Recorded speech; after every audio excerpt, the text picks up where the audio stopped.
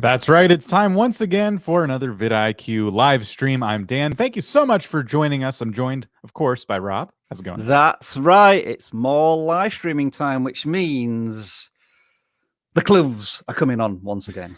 So I'm going to spend a few minutes fumbling about with these. Dan, please continue. Usually when something epic is about to happen, the gloves come off. Oh, no. These are the live streaming gloves that come on. I can only operate with these. All right. Well, we'll see if anything happens to enrage you and the gloves will come off. Maybe. So how is everybody? Thank you so much for being here on this lovely Wednesday afternoon, where we are going to talk about getting you to 1,000 subscribers. Specifically, we're going to be talking about our amazing achievement tool, which you may have seen it around a few times. Whenever somebody has a big milestone they hit, they like to share the certificates, or at least they should share the certificates. We're going to talk about how you can do that, and we're even going to show you some of the cool tricks this tool does, and then we're going to be taking your questions afterwards. I'm seeing a couple people talk about channel audits. That is actually on a Tuesday. Not that we haven't looked at a couple channels here by accident while we've been streaming, but it's not really a channel audit day. However, if you do have questions about how you can grow and find your way to your next subscriber milestone, be thinking about those, write those down. There's going to be a Q&A portion, and just hold them for that part of the stream. Rob, do you want to start saying some hi to some folks? Yeah, let's do some channel shout outs as always to kick off our live streams. You're all part of the vidIQ family, of course, including Easily Eggless. That's a wonderful channel name. Omax, Red with Envy, Gamer Girl, Urban Dropbox, Omega Lovania X. I think I pronounced that right. It's a wonderfully lyrical name. That you almost have to sing that. Omega Livonia X, Ref Taco, Ben YT03, Wazim Khan 79, and GG Icon. Those are all my hello shout outs today. Well, I'm going to say hi to Apple Pie Gamer, which I'm just glad I had lunch recently because now I'm hungry. I don't want to play games. Nobes is here. Mikey Goodwin, hello to you. K Chains, how are you doing? I just feel like it's a, K Chains. That's me. Let's see. Mr. Color is here. Bullets for Breaky or something like that is here. There's a couple extra T's in there, so I was kind of thrown. Darren's General Info, Bori Piano, and Monty. Hello to all of you. The name disappeared when I was trying to read it, but Monty. We'll just. I think Bori Piano must have the current attendance streak. Like he must be on like 17 live streams in a row now, because I'm sure we've shouted him out many times, or her out many times already in the past couple of weeks. Most likely. So if you've never been to one of these before, there's a couple things we got to talk about before we can get to the actual meat and potatoes of the live stream today. First and foremost, we're going to be showing you a tool called vidIQ. It's our tool, and you can download it for free and try it out for yourselves by visiting vidIQ.com. In fact, not only can you get the tool for free, but we have a 30-day free trial. For those of you who haven't yet picked up the tool, picked up this free trial, you can try all of our tools for 30 days free. When you see what we're going to show you today, you're actually be seeing it in that view, the view of somebody who has the full Boost suite of tools. So be sure to do that free trial if you haven't already. You can download this for Chrome or Firefox browsers. And we have something else to share with you as well. Why don't I pull this up on screen right now? Oof. Oh, Dan, what have you pulled up here? Kaboom. Oh. Let's say that you're like, yeah, vidIQ guy. I know about vidIQ. I have it installed. That's great. Well, guess what? We have something for you too. If right now, if you were to upgrade your account to a 12-month plan, if you bought 12 months of Boost, not only do you get 20% off because you purchased 12 months of Boost, right now we are offering a free one-on-one channel auditing session. Now, that's a little bit different than our Tuesday channel audit streams where we passively look at your channel and we just look at the surface level and say, oh, looks like your thumbnails could use improving, your titles could use improving, nice channel banner. And we actually sit down with you one-on-one. One of our handful of channel auditors will sit down with you. And that is your opportunity for a whole hour to have their time, ask your questions, and really dive deep into what makes your channel tick and how you can see some potentially massive growth in hopefully a very, relatively speaking, short amount of time. So there's only, as you can see, just over 2 days left on this offer right now. And I believe the 250 spots have not yet been taken. So that's good news for you. There are only 250 spots because our auditors can only be stretched so thin. So please consider this. If you've been thinking, you know what, I have vidIQ Boost and I like it, why not save 20% anyway? Get yourself an upgrade and a free channel audit session by somebody who has a proven track record. All of our channel auditors have done some fantastic work. They've taken channels that were doing this as a hobby and created full-blown business owners out of them. So I hope you do consider this. Anything to add, Rob? Yeah, if you are a regular / return / possibly a subscriber of the vidIQ channel, then I'm sure you've frequented either the Tuesday channel audits or the webinar / Q&A, what we're doing today. And I would say these 1-hour consultations are a combination of the two, whereby, yes, we are looking at your channel and offering feedback. And then, yes, you are able to ask questions and we are going to answer them, but not just through text as we do today, but through an actual Zoom conversation. So you're very much one-on-one interacting with the auditor. And if you do want to take advantage of this, then as Dan said, there is a link in the video description. You also mentioned, Dan, if you want to get full access to vidIQ without actually having to pay anything, if you are a smaller creator, you're not yet monetized and you're still trying to figure out this YouTube thing, then there is, of course, as always, our 30-day free trial. That is again in the description, and there's a little present emoji next to that if you do want to take advantage of that. And I think I'm right in saying that this tool that we're showing today is completely free. I don't think it is behind any sort of paywall from what I can remember. So even if you don't want to take advantage of any of the things that we just offered you, although we highly recommend that you do, you can use the achievements tool to celebrate your milestones, and that is completely free. All you need to do is sign up for vidIQ. Yes. Thank you, Rob. So why You're don't we welcome, go ahead and jump into YouTube and show you what this achievements tool even is and how it can help you identify when you might hit 1,000 subscribers, for example. Now, we're on the YouTube homepage right now. There's a couple ways to access this. It's on the left-hand side here. It says achievements along with a whole bunch of our tools. You can also access it from what we call the hamburger menu here in the real-time stats bar. If you click it, you see achievements in here, as well as competitors and trend alerts and a lot of the other things we've talked about in recent weeks. I like to go into YouTube Studio specifically because I'm always in the back end of YouTube Studio doing my research, digging around, and this is where I like to access the achievements tool. Again, left-hand sidebar, hamburger menu. It's everywhere. When you click it, a nice big window pops up and gives you a lot look at all of that. Look at that. Blimey. Gives you a lot of very hopeful news in our case. It looks like we're on track to hit 850,000 subscribers by the 15th. 7 days. Look at that. At the top, it will always show you your next predicted achievement. So, yeah, hopefully in a week's time, we'll be hitting 850. Still on the road to 1 million subscribers this year. Fingers crossed. Still not sure if that's going to happen because our subscriber counts fluctuate so much. Sorry, Dan, do continue. I just got excited then because I saw that we're a week away from 850. Yes, right now we are around 844,000 subscribers. And yes, we are on pace for 850,000. And there's other achievements in here, obviously, as well. 60 million views we're going to hit, I guess, by the 2nd of next month. Yeah, that's wait a minute. No, we've got we just 60. hit 60. Sorry. Yeah. I got that backwards. My fault. So we're about to hit 65 million views. And we achieved this. It shows us on February 25th. That is not 5 million additional views. That's not a ton of time for 5 million additional views. So that's awesome. Yeah, we do about 2.5 million views a month.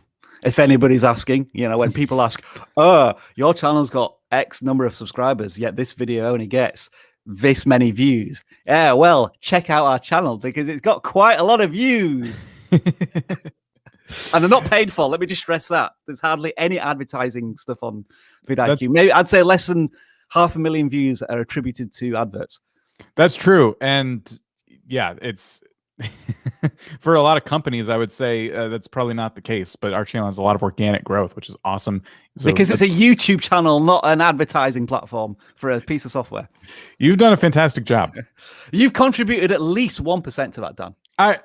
I'll take the 1%. I think out of this pool of data, that's actually significant. So I think, given that you now have at least one video that has over 1 million views, and I think you're due to have another one this year to get over 1 million views, I think you're probably more in the like, let's say 3 to 6% range, possibly. I mean, you also contribute to the live streams as well. Like you are the host of this live stream, so you have to take credit for those views as well. Sorry, we're just slapping each other's backs at the moment, but carry on. How can we not? It's our achievements here that we're looking at, so that's bound to happen. There is actually a way we can identify my videos as well using YouTube's tools and see just how they've been performing, but maybe that's for another live stream. Yeah.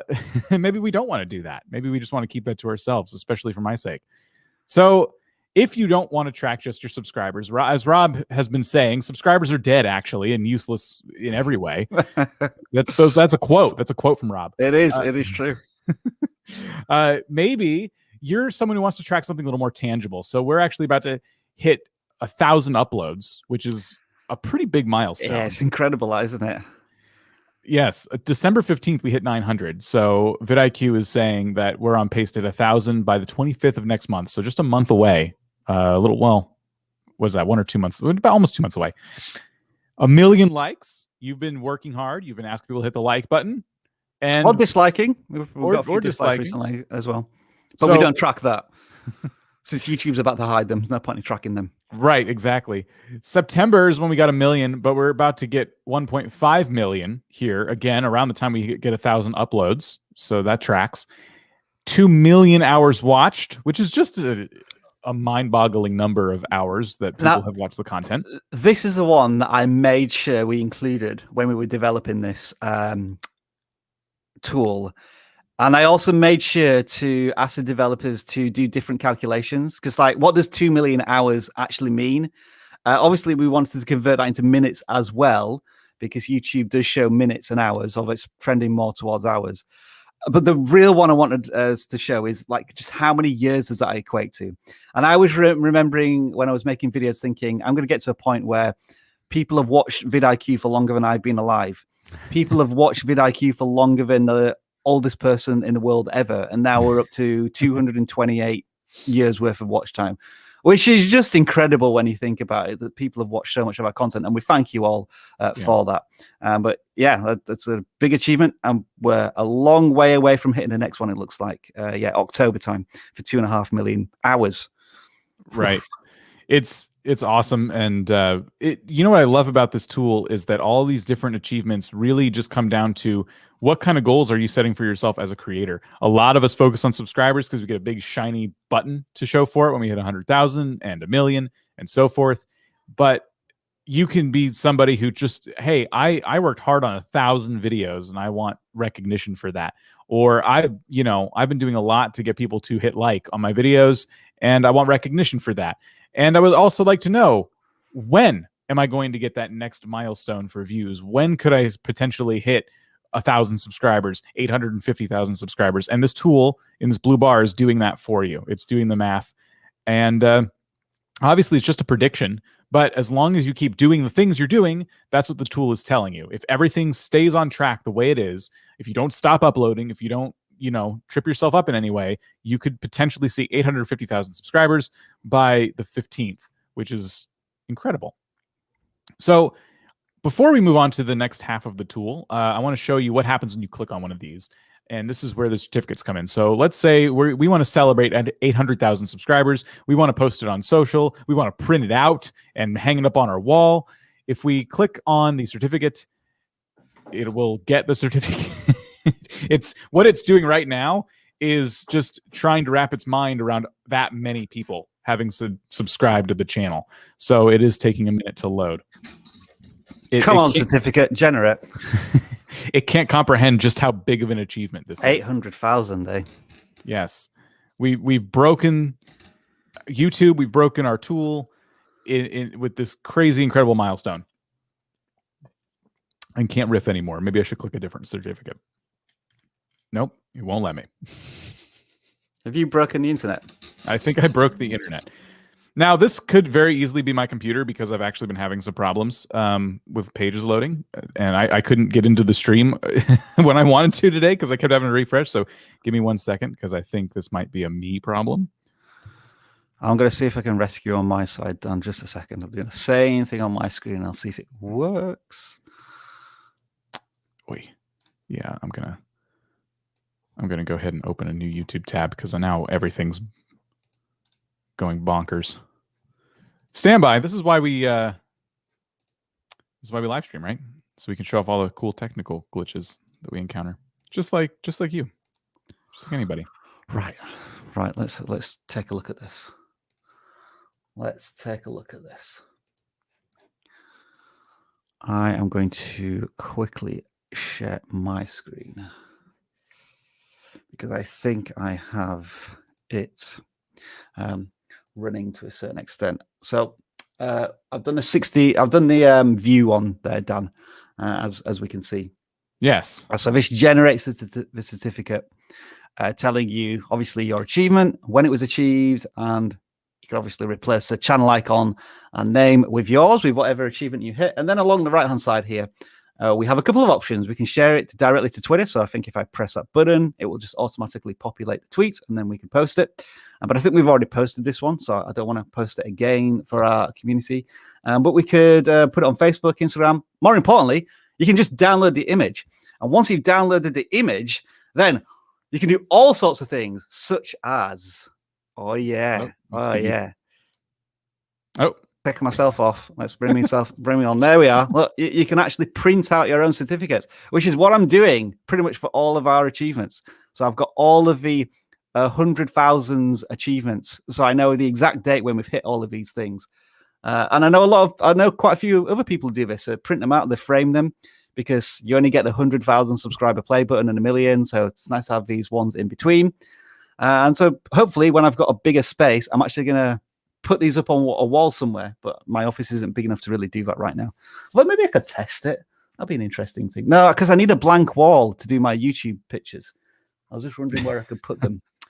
You know, when I take the thumbnail, when I take my thumbnail screenshots, I need a blank space, the background to cut myself out as a subject. But I do eventually want a wall where I can put up all of these certificates and maybe the play buttons as well. Not just this backdrop I'm talking about, another one. Why not the hallway leading up to the office? I could do, but I'm not going to film in there, am I, Dan? I need it needs to be somewhere where I can actually film it on a regular basis. All right. Well, printing out the certificate is certainly something that we've seen plenty of people do, and something you could do, like Rob said, if you download the certificate.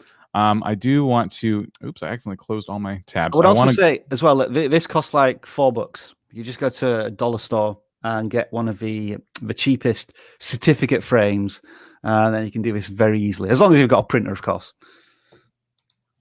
Yes, or you could send it to a print shop, I guess. Yeah, if you want to get a proper glossy print of it.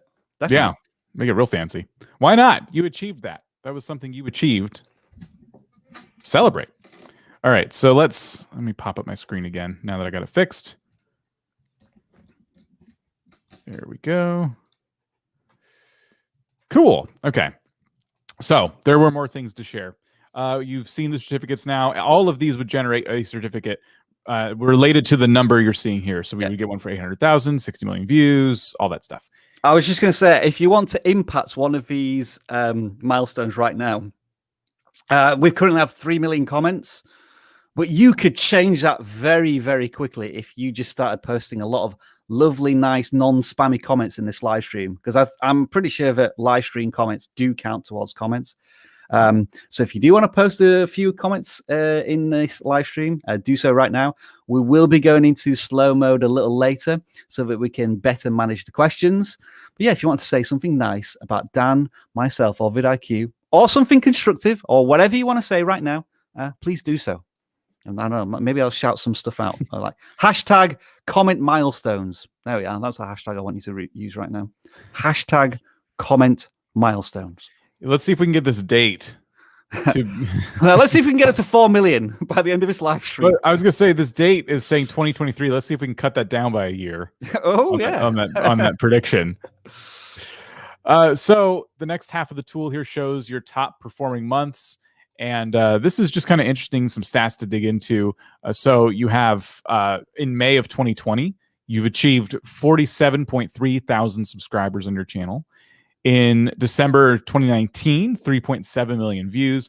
So just another way to look at some of the best months. And what's cool about this is if you wanted to, you could look at this data and go, what the heck was going on in May of 2020 that drove so many people to subscribe? And this is why I like being in the YouTube studio. You click out of here, go into your content, and then start looking, start scrolling back to May when you were uploading videos and start identifying what was going on. Take all those videos in a group if you want into your analytics and try and figure out what video out of these was driving the most subscribers or what series of videos. So this tool, that's the channel audit tool, which could also be helpful. This tool can actually help you identify what was working at a certain time, and maybe you can break this record. Which would be the explanation for those 2 May records was that was during the height of the pandemic and lockdown last year, which means that a lot of people were coming onto streaming services, and a lot of people were locked up in their houses, not literally, but they had nothing to do outside, nowhere to go, and they decided we're going to make YouTube channels. And we happen to have a lot of evergreen content, obviously, on YouTube about growing your YouTube channel. And so that's why we experienced phenomenal growth. And we're kind of having a bit of a boomerang or slingshot effect now, whereby, but we want this to happen, of course, as the world starts to open up, as the vaccine is rolled out more, less people are on their computers or streaming. And so numbers are down a little bit, but that's fine. We're thankful for this. Yes. So in certain cases, this for us, that this might not be where we'd come for that kind of data, but for you, it might be different. The last one here is, I think, mostly just for fun. What video got the most views ever? And yeah, I don't want to spend too much time on this particular video. You see, this is where I would like to develop this tool a little bit more, where we might have the top performing video that brings in subscribers or top performing watch time. I think there's a little bit more we could add to that, but this is where we kind of open it up to you folks. If you want to see upgrades to this tool, then let us know through contacting support or sending us tweets, emails, that type of thing. And because ultimately we want to develop tools for you. But I think this was like the version 1 or 2. And it's like, okay, we've made this tool. Are people going to use it? If they are, what would they like to see next? So, yeah, I mean, a lot of the ideas came from myself, Dan, and I think Travis inputted on this one. But we always welcome more suggestions. Right. So there you go. That is our achievements tool in a nutshell. Of course, I encourage you to download vidIQ. You got to auth your channel. Be sure to do that.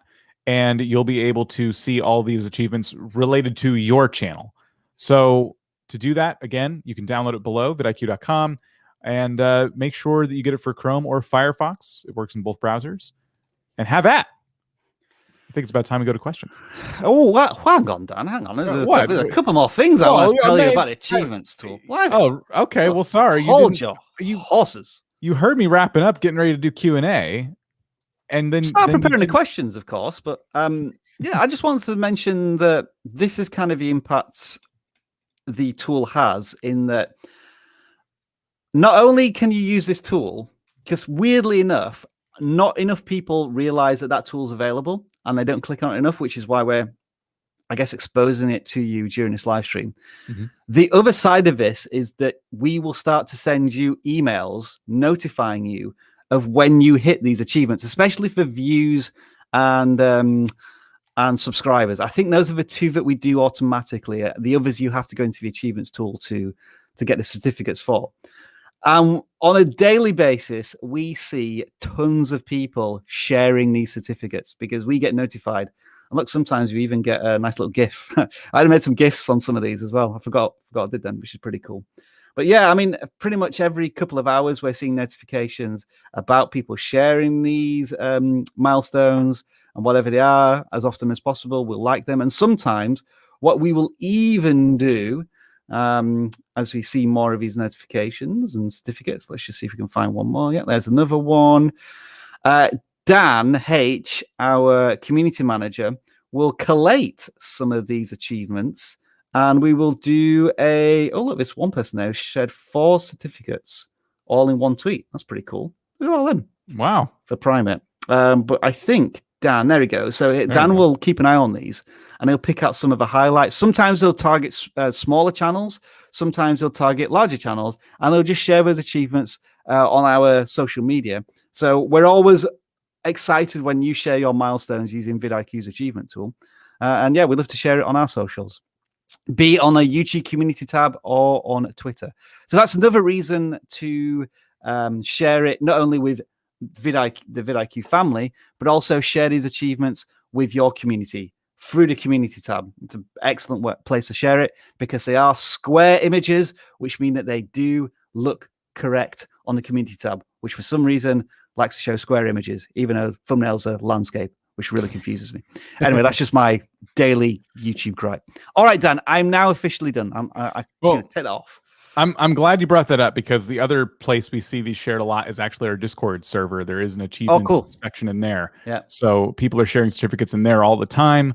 And we don't allow self-promotion in the Discord. It's not for that, but it is like the one place where you'll see self-promotion in that people are just sharing the things they've achieved recently. And I've been saving some of mine as well because I love to look back on when these milestones were hit, the ones that are important to me. So, I would like to make a collage of my own, some of the one Dan has been sharing on Twitter. So yeah, make sure to share those with us on Twitter or Instagram or Discord, wherever you like to share things with us. And maybe you'll see them on our socials. You know what I'm going to do, right? Dan, as we open up the Q&A section, I'm actually going to share one of these on the community tab. I'm going to do it live and then we'll see what kind of response there is by the end of the live stream. So are you sharing? Wait, whose are you sharing? So here's what I'm going to do. Let me show you this. I am going to, in fact, I'll tell you what, let's do it this way.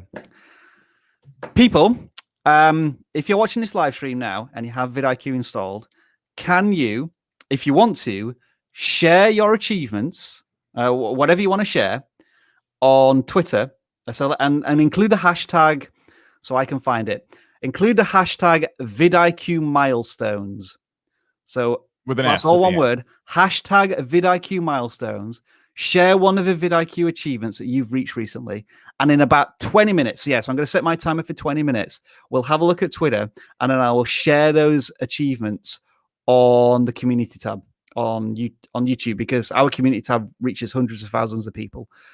So that's what I'm offering you. Look, the timer is started. I don't know if you can see it on my watch now. So in 20 minutes, I'm going to check hashtag vidIQ milestones, and I'll see what there is. All right. That's a very nice offer. I see people saying, I don't have Twitter. Yeah, I do. I thought some people might say that. Oh, well, I don't know where else I can get the images from. Twitter just makes it really easy for us. I apologize. Yeah. All right. So this is the port of the live stream. What accent was that? Where we take your questions and we ask that you not spam your question. So if you have a question, ask it. And if we don't see it right away, that's because we probably stop chat to answer a couple questions in that segment of chat. And we will jump ahead, wait like maybe 5 minutes or so before asking it again. So everyone has a chance to ask. And hashtag question, as Dan just put there in chat, that will help you get noticed by us, because there's a lot of you just chatting amongst yourselves, and that's totally cool too. We encourage that, and we just want to make sure we can pick these questions out. If you have any questions specifically about the achievements tool, those are also highly encouraged. But today I'm also looking for questions about milestones. So if you have any questions about, I'm going to, I'm trying to get this milestone and here's where I'm at. You gotta be a little more specific than how do I get 1,000 subscribers? But yes. I am enabling slow mode right now. So what do you reckon we should put it to, Dan? Should we do it to 60 seconds, 120 seconds? What do you think is a fair number here to help manage 60, the questions? I think 60 is fair. That'll start with 60. That'll let people continue to chat if they don't have questions at that time, any burning questions. We're already getting some coming in. So I'm already getting some tweets in as well, by the way. I've already got two in. All right, what do we got here? So let me just kind of scroll around and see. This one's kind of interesting. FFG asks, the channel name I want to use is already taken by a few small or inactive channels. It's perfect for my channel. So could I use it as is or come up with something completely different? So this is kind of an interesting one. I guess I'll start. I would say, so I'm guessing you're going to change the name of your current channel. I guess we'll establish that. Maybe you've started a new channel and you found the perfect name.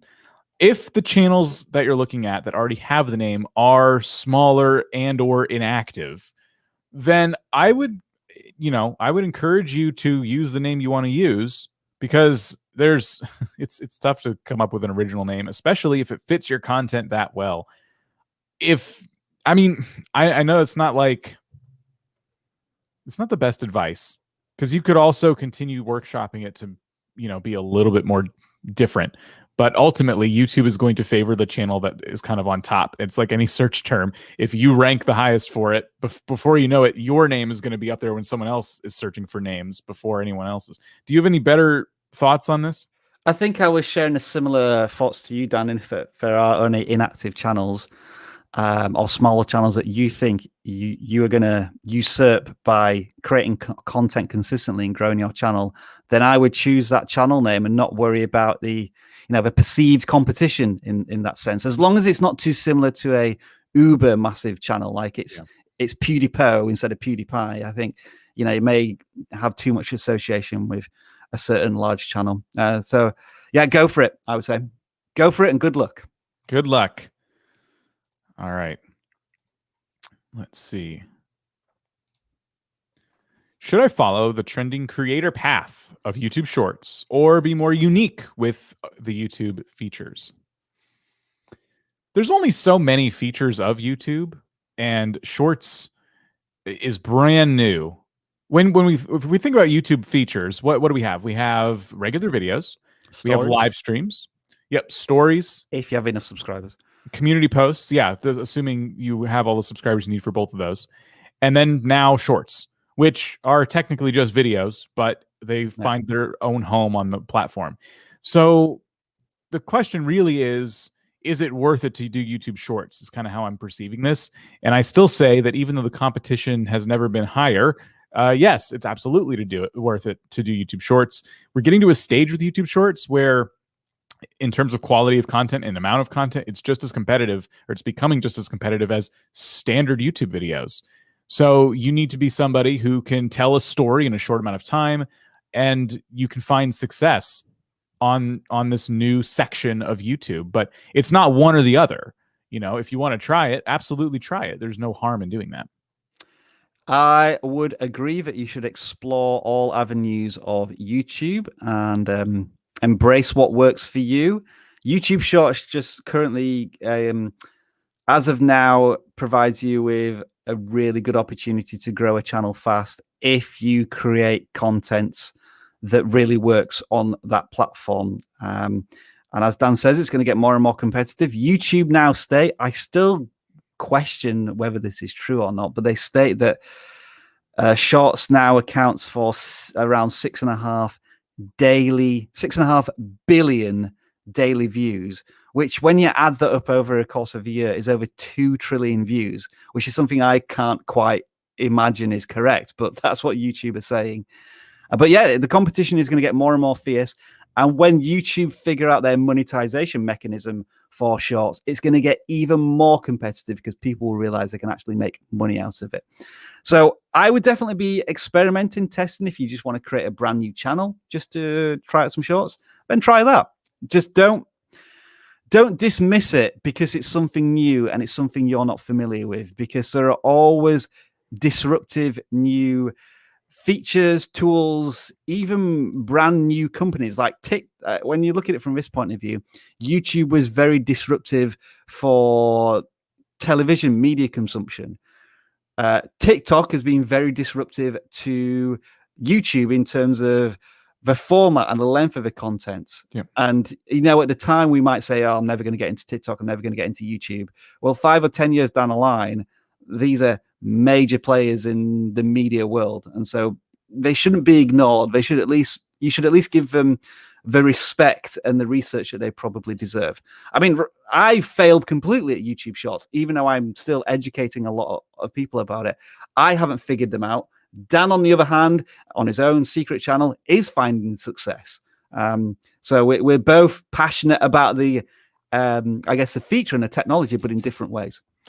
I have a question I want to answer. So my mouse is hovering on it, but I'm not going to click it yet because I want to say that something about shorts that has taught me that I think at my core have always kind of been a shorts creator. In that, I really, really enjoy telling a story in a very bite-sized way. And obviously at vidIQ, we make educational content. So I'm not speaking in terms of my YouTube content here. I'm talking about the videos I make as a hobby on the side for fun. And, you know, I've always kind of struggled to tell a story and hold people's attention because I tend to go over the top with production, if I'm not going to lie. But shorts has forced me to throw all of that away and just tell the story or tell the joke and whatever it is in as quick as possible, get to the point as quick as possible. And I'm thriving as a storyteller now by making videos that are 15 seconds, 30 seconds, 40 seconds long.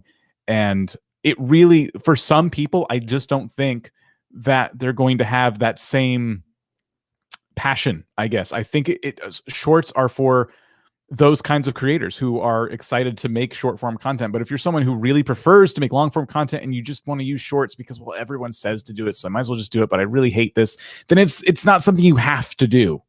You know what I mean? It's you can. I don't use YouTube stories. They just don't, even though they're short form content, they just don't really fit with what I'm doing. So it's a feature of YouTube I don't use. So that's the kind of counterpoint, I guess. I think, yeah, if YouTube Stories hangs around, that could be a massively underutilized but super powerful tool, because I forget to use stories, but I should do, Dan.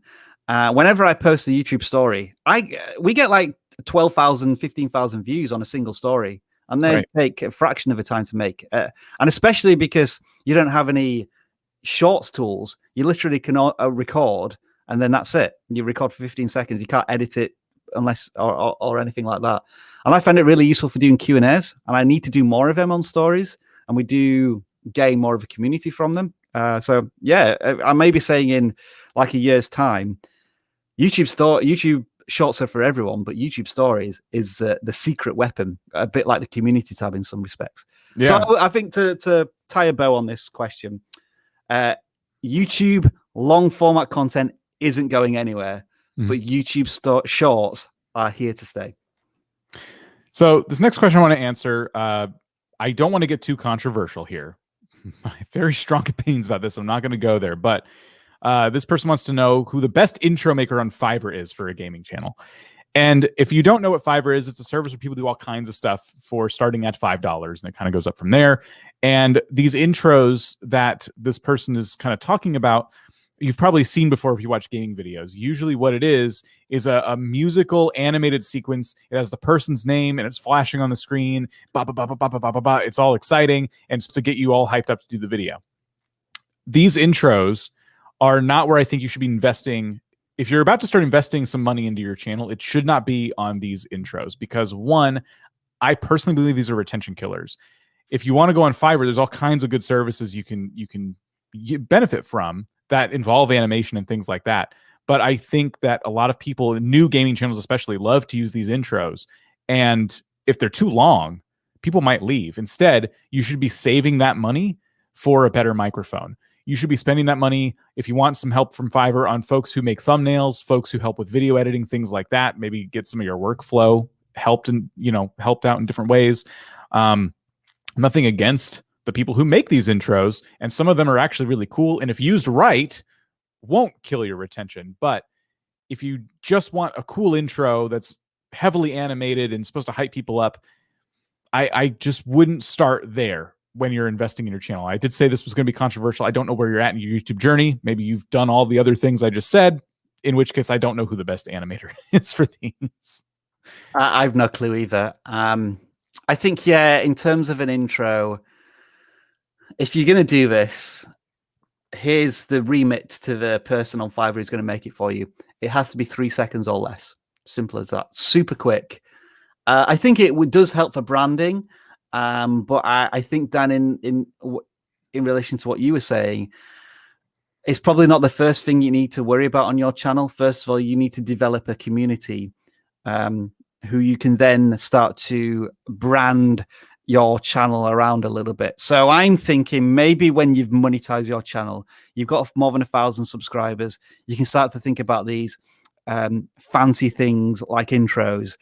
But what I often see is channels which are under 100 subscribers and they post a video which is literally my new intro, and that is the video itself. And it's like, you kind of, I think you may be focusing on the wrong things there. You're focusing on making your channel look shiny because it's your channel, rather than what your audience really cares about. And so I think definitely these intros maybe still have a place. I mean, Dan, we still use that. Certainly you do. I've changed mine a little bit. You know, have you changed now? I'm thinking of the vidIQ.com, you know, the old splash thing, which is about 5 seconds. We use that for a very long time. But I'm still wrestling with trying to improve our audience retention in the first 30 seconds. And so that has gone. I'm now including a splash screen with a title and some text, but I'm thinking maybe I should get rid of that. But at the same time, I like some sort of transition from the intro to the meat of the content. So it's all experimentation. Yeah, I mean, we've most of the videos last year, I used that intro, you used that intro, and like you said, it's about 5 seconds long. It was really well done. So professional voiceover, heavily animated, and the whole point is to hype people up. But without it, we can experiment with how does this look for our retention now that this is gone. When you use that intro and you look at your retention, you might notice a dip. What's going to happen when you get rid of that? So just be careful with these types of glitzy things that you can buy for your videos. You can invest in your channel in a multitude of ways, including purchasing vidIQ, the vidIQ.com/bonus. You can get a whole year of boost. You can get a one-on-one channel audit session. I think that would go so much farther for you than a glitzy intro. Somebody to sit down with you and tell you, hey, look at your channel and here's how we can make all these improvements. Here's how we can grow your channel right now. So sorry to do a self-plug there, but we are in the business of helping people invest in their future. Sorry, Dan. I'm only half into this live stream because I'm just doing this stuff in the background regarding these #vidIQ milestones. So if you can pick one more question, and then you'll have me fully back. All right, answering questions. Okay, I want to answer this one because it's been on my mind. Sure. Am I limiting my growth by having a small niche? I don't know what the niche is. It says colors with S, so I'm guessing it's like art. Let's ask this question very quickly back to color with S. How big do you think the small niche is? Let's just say you could theoretically grab every single person in that niche. How small is it? That would be my question to you. Carry on, Dan. Yes. I often talk about the ceiling. I speak a lot about video games, so it's really easy to compare it to that. But some games have a higher ceiling than others. Minecraft has a very high ceiling with very high competition. The ceiling is how many people are interested in the thing you're doing. So if that is Minecraft, if that is artwork, things like that. Specifically, let's say it's watercolor, because it's color with S. So you need to determine, I would start with your competition, the people who are doing the same thing you're doing, and figure out how many subscribers do they have? What kind of views do their videos get? And that might help you start to understand, on YouTube at least, the ceiling for the content you're making. That's the best you can hope to do, quote unquote, the best. And then decide from there, does that fit with the goals that you've set? Some people, by the way, go full time on YouTube at 20,000 subscribers, at 10,000 subscribers. Often less, depending on a niche. Yeah, it really depends on what you're doing. So could a gaming channel do that? Probably not these days. But could an art channel, a channel that teaches valuable skills, potentially? Definitely finance channels. Finance channels? They have super high CPMs, and so hopefully they should be telling people how to make money. So they're doing that themselves along with the channel. Yeah. The next thing I've seen for color with S is a few thousand people, maybe. I guess that's okay. Your question. So let's just take a ballpark figure and let's say 6,000. So imagine if you could get up to 6,000 subscribers and 6,000 people are watching your content pretty much every video. I think that's a fantastic start for your channel. And hopefully by that time, what you should have figured out is your community's needs beyond and possibly your niche. Like what else are they may be interested in? I mean, your color with S. So let's just say your niche is watercolors. Well, if they're interested in art, you can probably take them on other journeys in the art world, whatever that may be. What we recommend, the reason we recommend becoming the master of a niche to begin with is because when a channel is so focused and a viewer usually subscribes or watches the channel regularly, they're doing it for one particular topic or theme. And as you build trust and a relationship with that viewer, then you can start to take them on more and more journeys. When I say, and I'm sure Dan will echo this, when we say focus on a niche, we're not telling you to just make one type of video for the rest of time. We're telling you to do that, to build a space on YouTube, which then you can expand out of. It's almost like your beachhead. You've got to find something on YouTube which is going to resonate with an audience. But then as you get better as a creator and as you build a relationship with your growing audience, you can start to take them on more and more journeys. I mean, I just did a video on Monday, which was about how to quit. Not how to quit, but if you're thinking of quitting YouTube, then these are the things to think about. And I shared a few of my personal stories, and I think people are reacting well to that. I've often kind of disconnected myself, my personal YouTube journey, and talked more as a general collective of people. But that was very much a to-camera piece, and I, in some ways, hated doing it because I kept fluffing my lines and I kept having to redo takes. But people seem to have reacted very well to it. So now I'm thinking, when I do more videos in the future, I should be including more of my personal journey because people seem to react to it well. So I'm taking, I'm still talking about the context of YouTube growth, but now it's becoming more about my personality. And we all know that the biggest channels on YouTube are mostly personality channels, but they may have grown from something else, whether it be gaming, tech, beauty, and so on. Yeah. I have nothing to add because that was perfect. Yeah, sorry, I knew I was starting to rant then, so I needed to tie a bow in it and move on.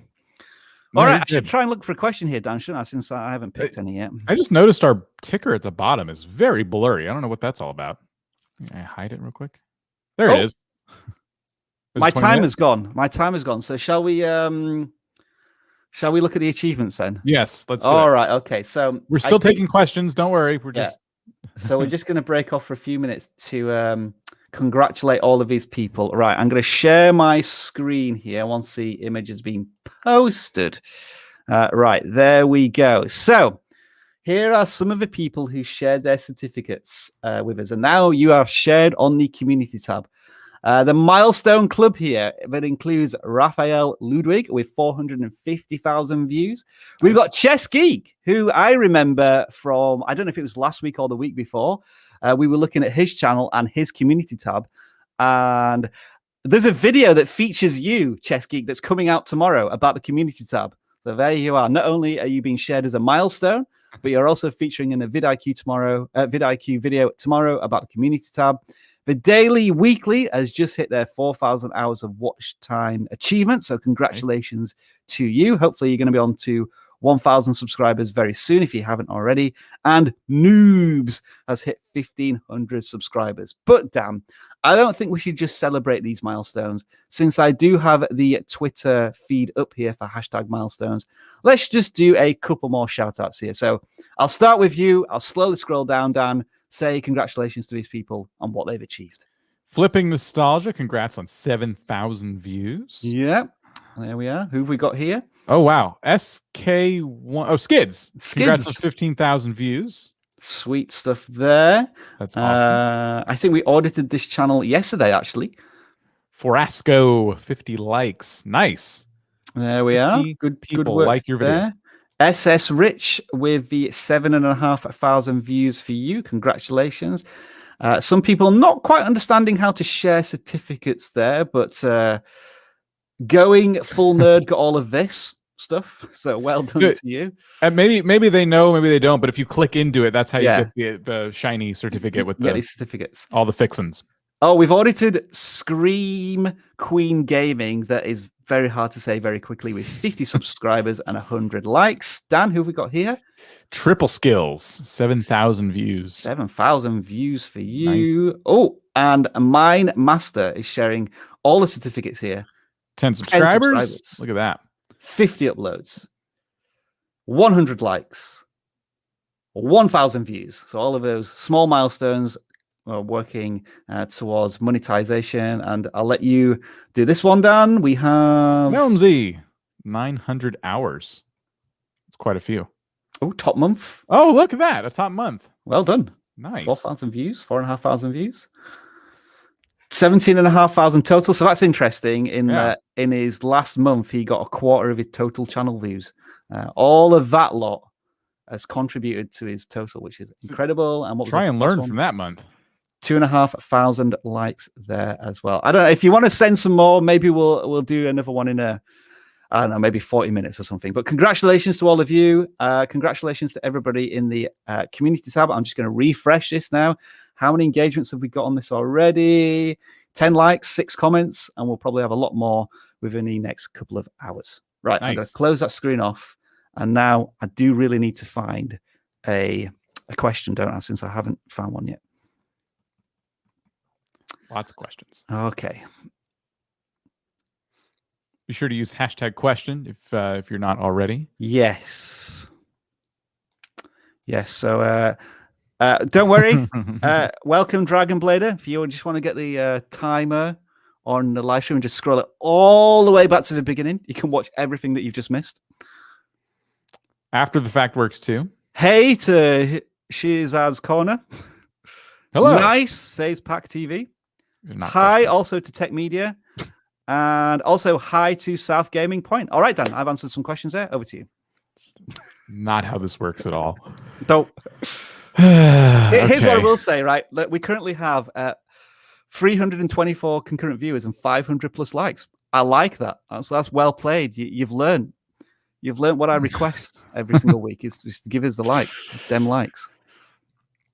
All right. A couple interesting ones here.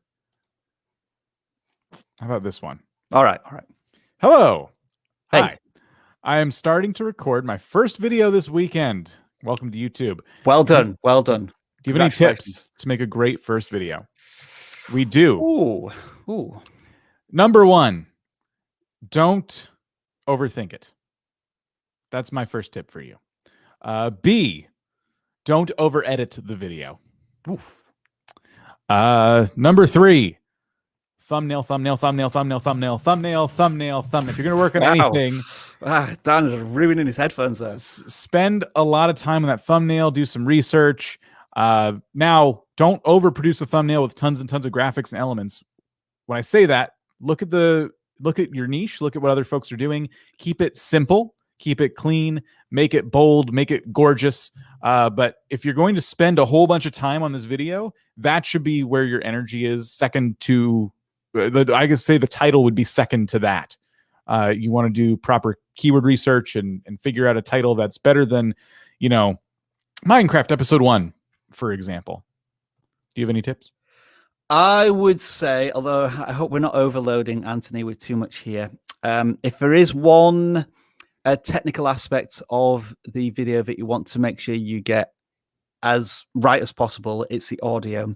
So if you are filming off a DSLR camera, if you've got a microphone, if you've got any sort of microphone, use that over the onboard microphone. If you're doing it on a mobile phone, then just make sure that you are as close to the phone as possible, so that you get the best audio quality.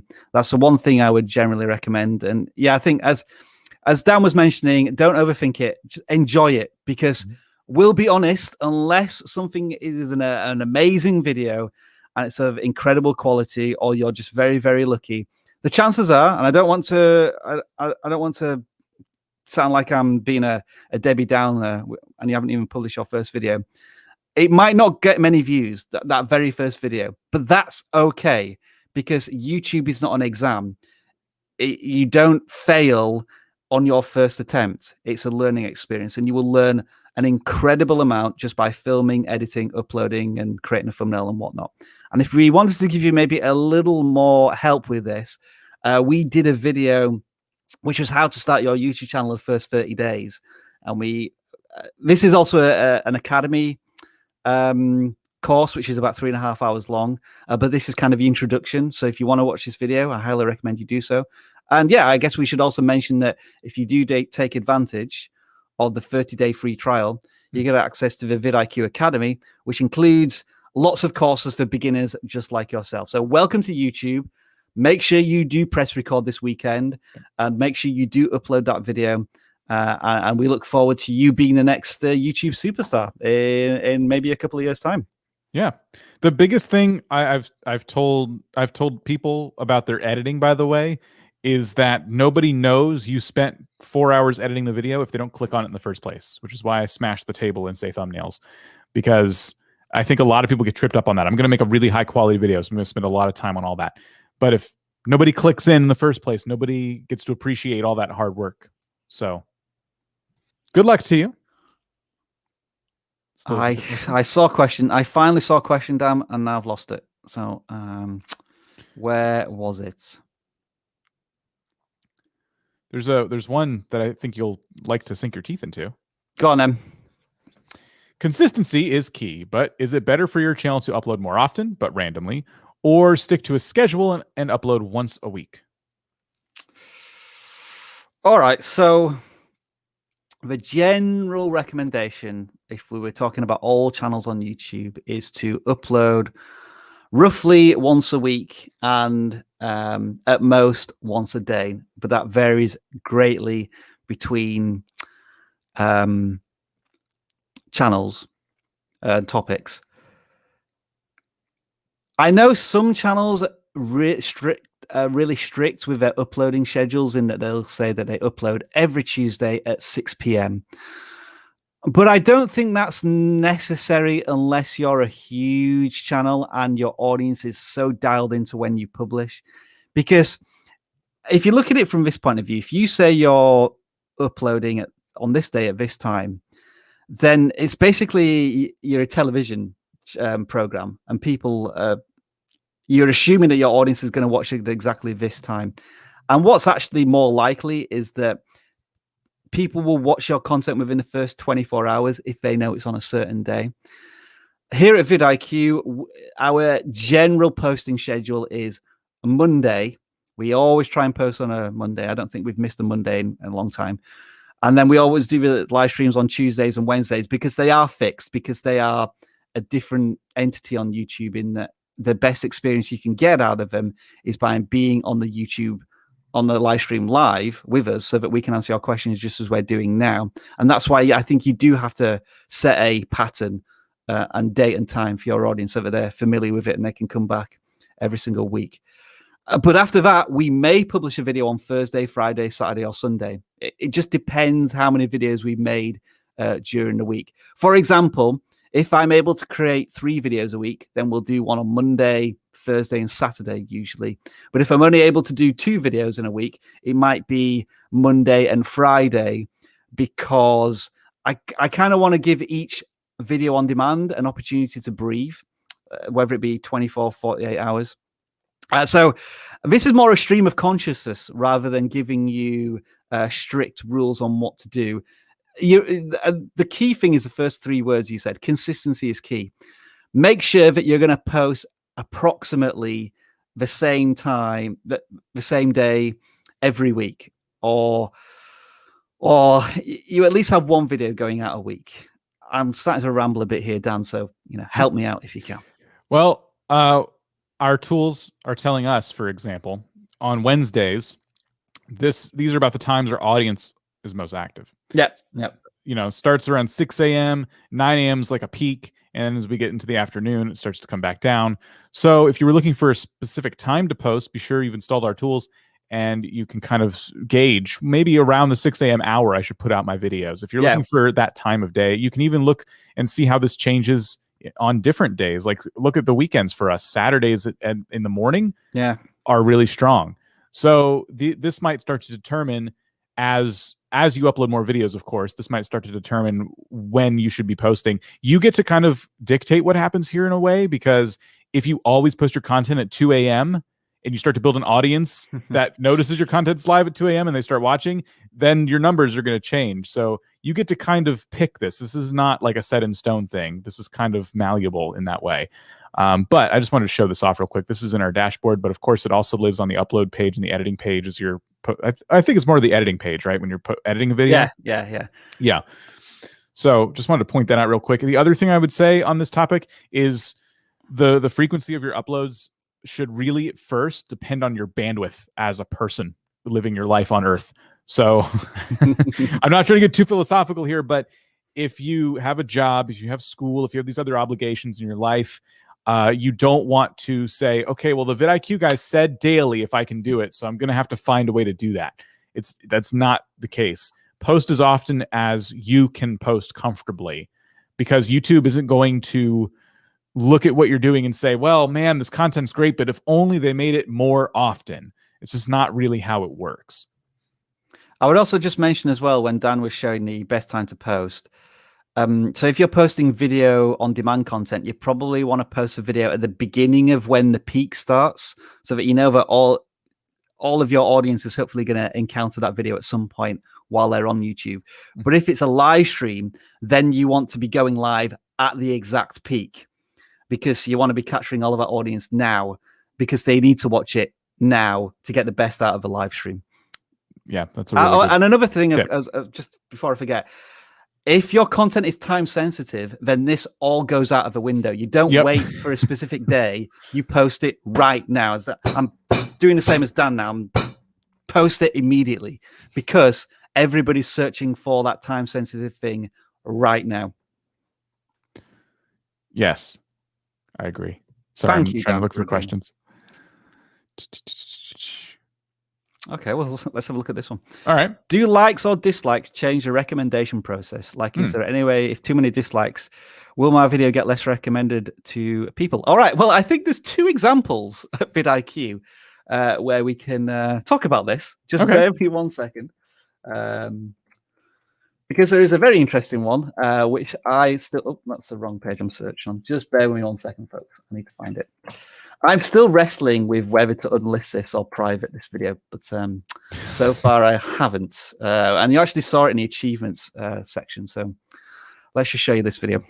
How to download a YouTube video, eh? Yikes, that score. This video has 6 million views. That is our most viewed video, but it only has a 38% likes to dislikes ratio. People hate it.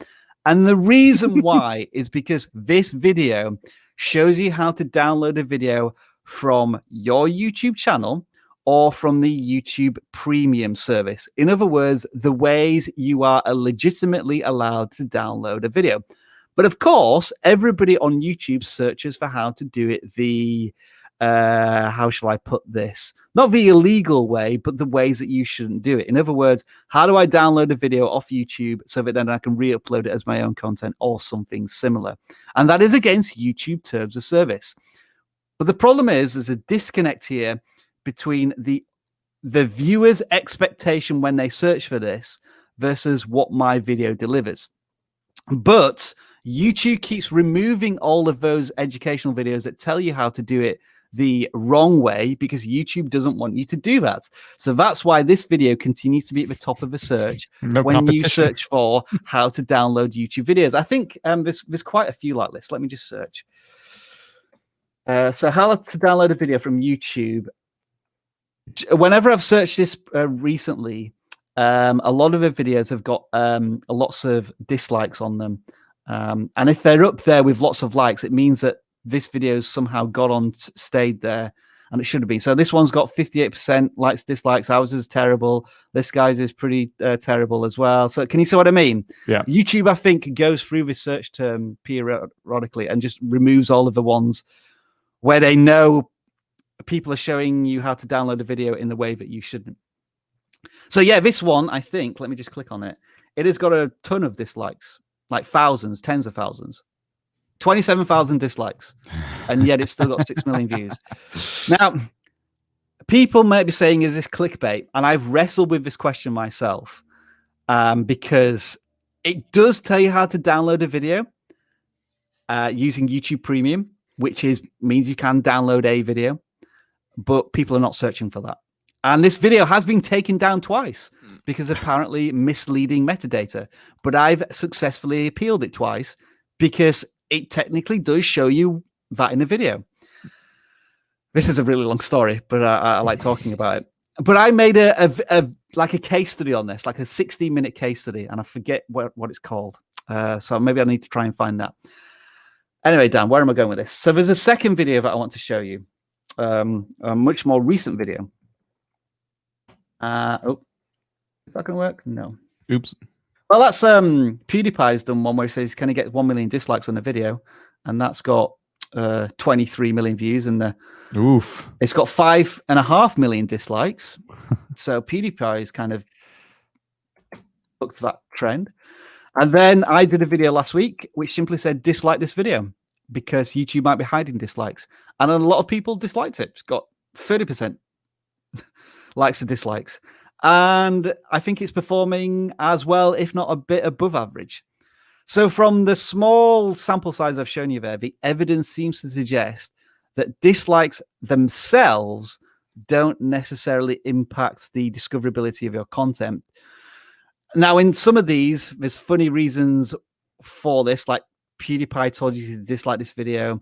I told you to dislike this video. In the other example, YouTube keeps removing all of the videos with lots of likes and dislikes, which means that we're at the top of your search rankings with a lot of dislikes. Usually the dislikes will be associated with other satisfaction metrics in the video in terms of maybe the watch time isn't that long, or potentially other reasons like people are unsubscribing because of the video. So dislikes may lead to other metrics that do negatively impact the discoverability of the video.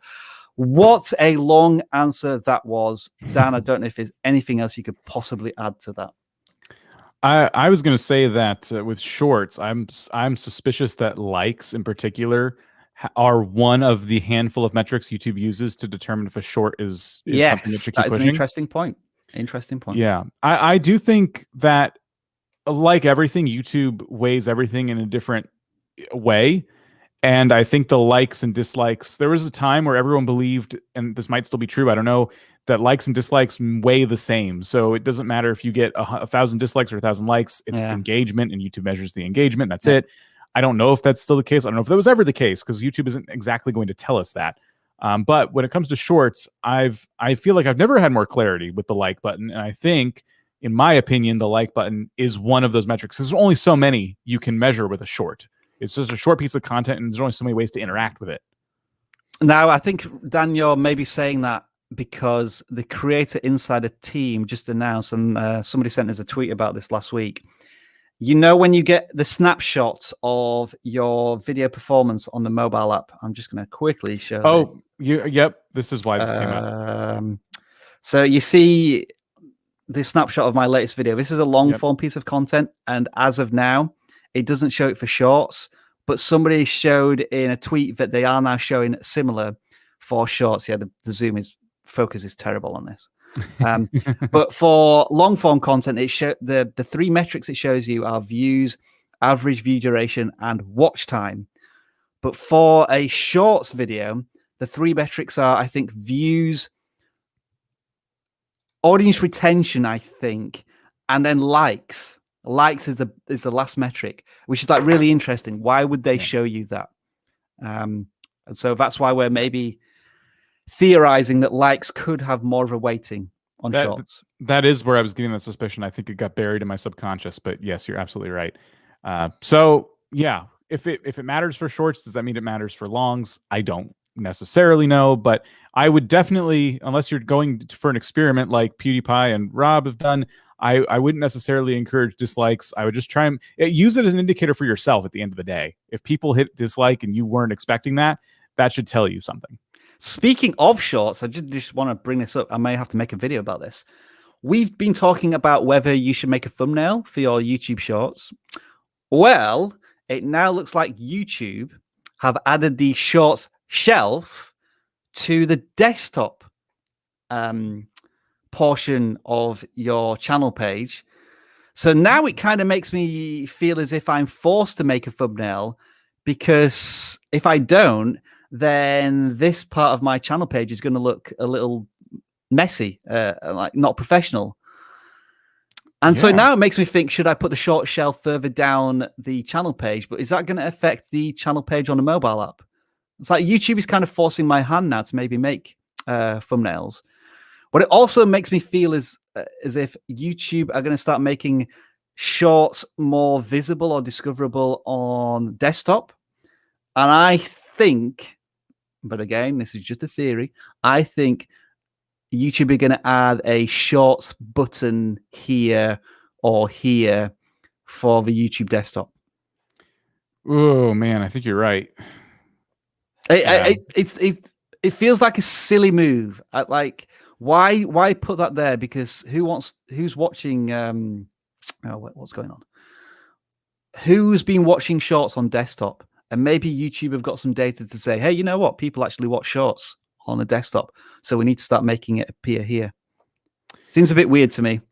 Yeah, well, keep an eye on that. And I still don't think that given where shorts get the majority of their views, that would necessarily mean now you have to make thumbnails for them. But maybe there's no harm in just putting a nice landscape image on your shorts, just so there's something there that doesn't have giant black bars on it. But who knows?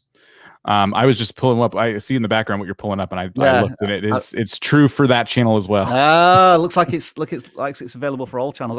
I best hide that down in case it comes up on screen. Don't want to share that, do we? No, we do not.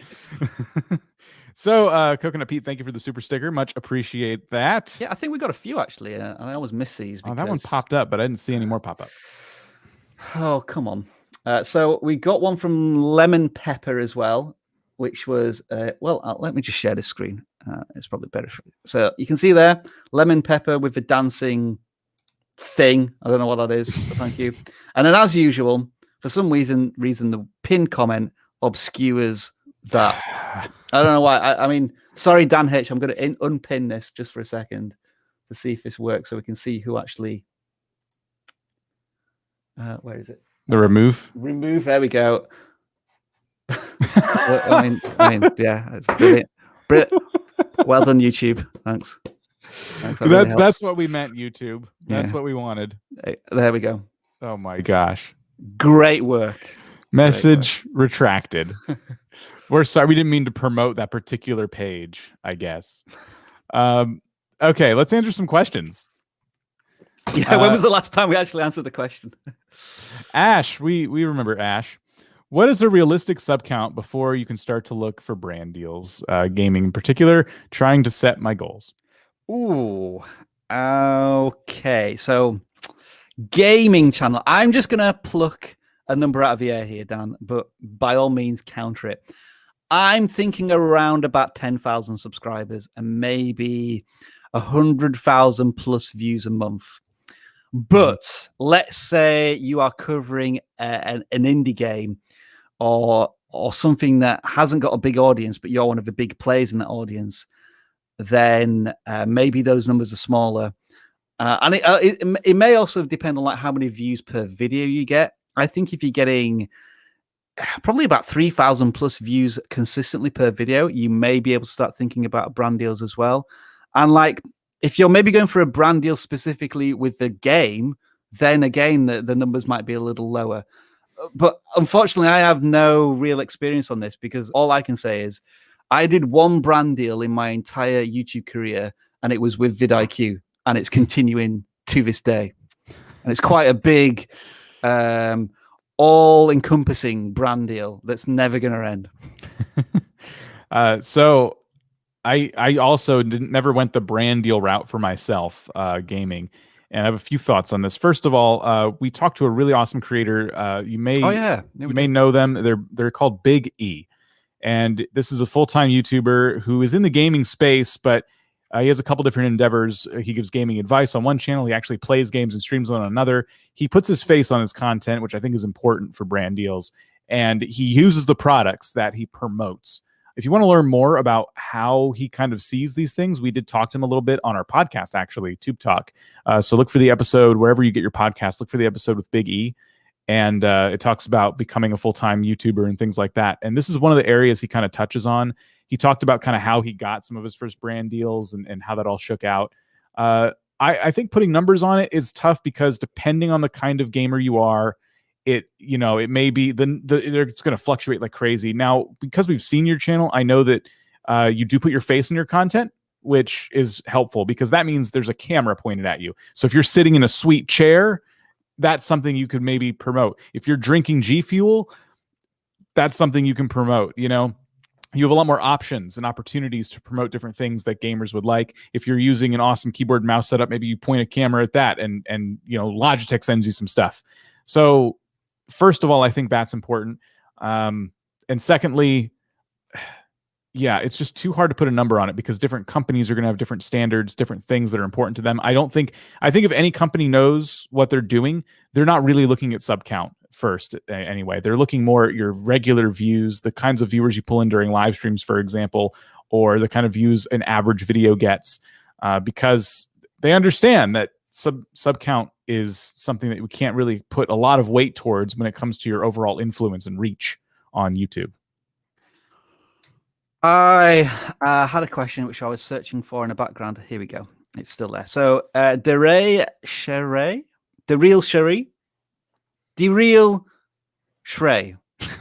something. You're close. Let's go with that. Most people are confused between the difference between a copyright claim and a copyright strike. Please explain the difference. I'm going to explain the difference by telling you to search for vidIQ copyright strike, and we have a video all about 11 minutes worth of an explanation between the differences of a copyright claim and a strike. But to paraphrase this in what will probably be an 11-minute answer anyway, knowing me, copyright claims are usually automated in the sense that YouTube has a content ID already in their system and they match it up with something on your videos. That usually means that your channel won't be penalized, but the copyright owner can monetize your content and earn revenue from it. Copyright strike is a lot more serious because I think in all cases, or most cases, it's connected to what's called a DMCA takedown, whereby the copyright owner is actually manually telling YouTube, hey, I don't want this person using my content. I want you to take this down immediately. And YouTube has to do that, first of all. Then the person who's been struck can dispute that, and it can get very, very messy if needs be. Ultimately, you want to avoid all copyright of any kind, but most certainly copyright strike. Now, this may get a little more complicated when YouTube Shorts, well, they already do it. YouTube Shorts is now allowing you to pick music through their camera tool. So now they're almost going to be encouraging you somewhat to use copyrighted content from musicians, but through YouTube's tools. I hope I haven't made, I guess, the answer a little more complicated there. But I think as more and more people use TikTok, where the music industry has a kind of a different relationship with them, and I think music labels are realizing now the power of people using music in an appropriate way on their content, that YouTube's going to follow suit. But if you're just like ripping content from other sources and uploading it with no transformational changes to it, whether it be reactions, commentary, education, then you're just going to be hit with copyright claims and potentially strikes. I think I answered that in 3 minutes, but yeah, definitely check out the video because it gives you very much the technical answers of what happens to you and your channel when you do it. Yes, and good luck. Be careful with copyright. Don't play around. Dan hates copyright. I mean, I think we've learned now that he does not like it when he sees other creators. Well, I wouldn't even call them creators, just re-uploaders trying to benefit off other people's work. It is a pet peeve, if you will, and it's running rampant right now because Shorts is so new. It just hasn't gotten that regulation behind it yet. So Yeah. the biggest thing we're seeing now is people re-uploading TikTok videos, and I think YouTube will continue to develop tools as they have in the past. They're kind of honestly, YouTube's kind of on the bleeding edge of tool development in this space. I've learned recently that not from experience, but just from others, that they have the technology to stop a live stream if it's using copywritten content. Yeah. That's happened quite a few times. And by accident, like somebody's been doing a live stream, maybe walking down a street, and there's some very popular music playing in the background, and it's purely by accident. They didn't mean that to happen, and the live stream just gets cut down. Yeah. So they take it pretty seriously, and I think that you're just kind of wasting your time if you do that, and that's like your plan for your channel. All right. DCU Studios, remember my old name? I do. DMC Studios. People call me DMCA Studios, and I prefer being called DC Universe and DMCA Studios. You just got yourself in a big mess there, Superman. Good luck. Use some kryptonite on your channel. That might fix your issues. Okay, so we're having a bit of fun, by the way, because DCU Studios is a big time regular supporter of vidIQ. So this is all in jest. I believe they moderate for us as well, although StreamYards doesn't have the moderator badges, but I'm like 90% sure. Yeah. So thank you if that's the case. Why YouTube Shorts is so hard nowadays. So why is YouTube Shorts getting so tough? And go on.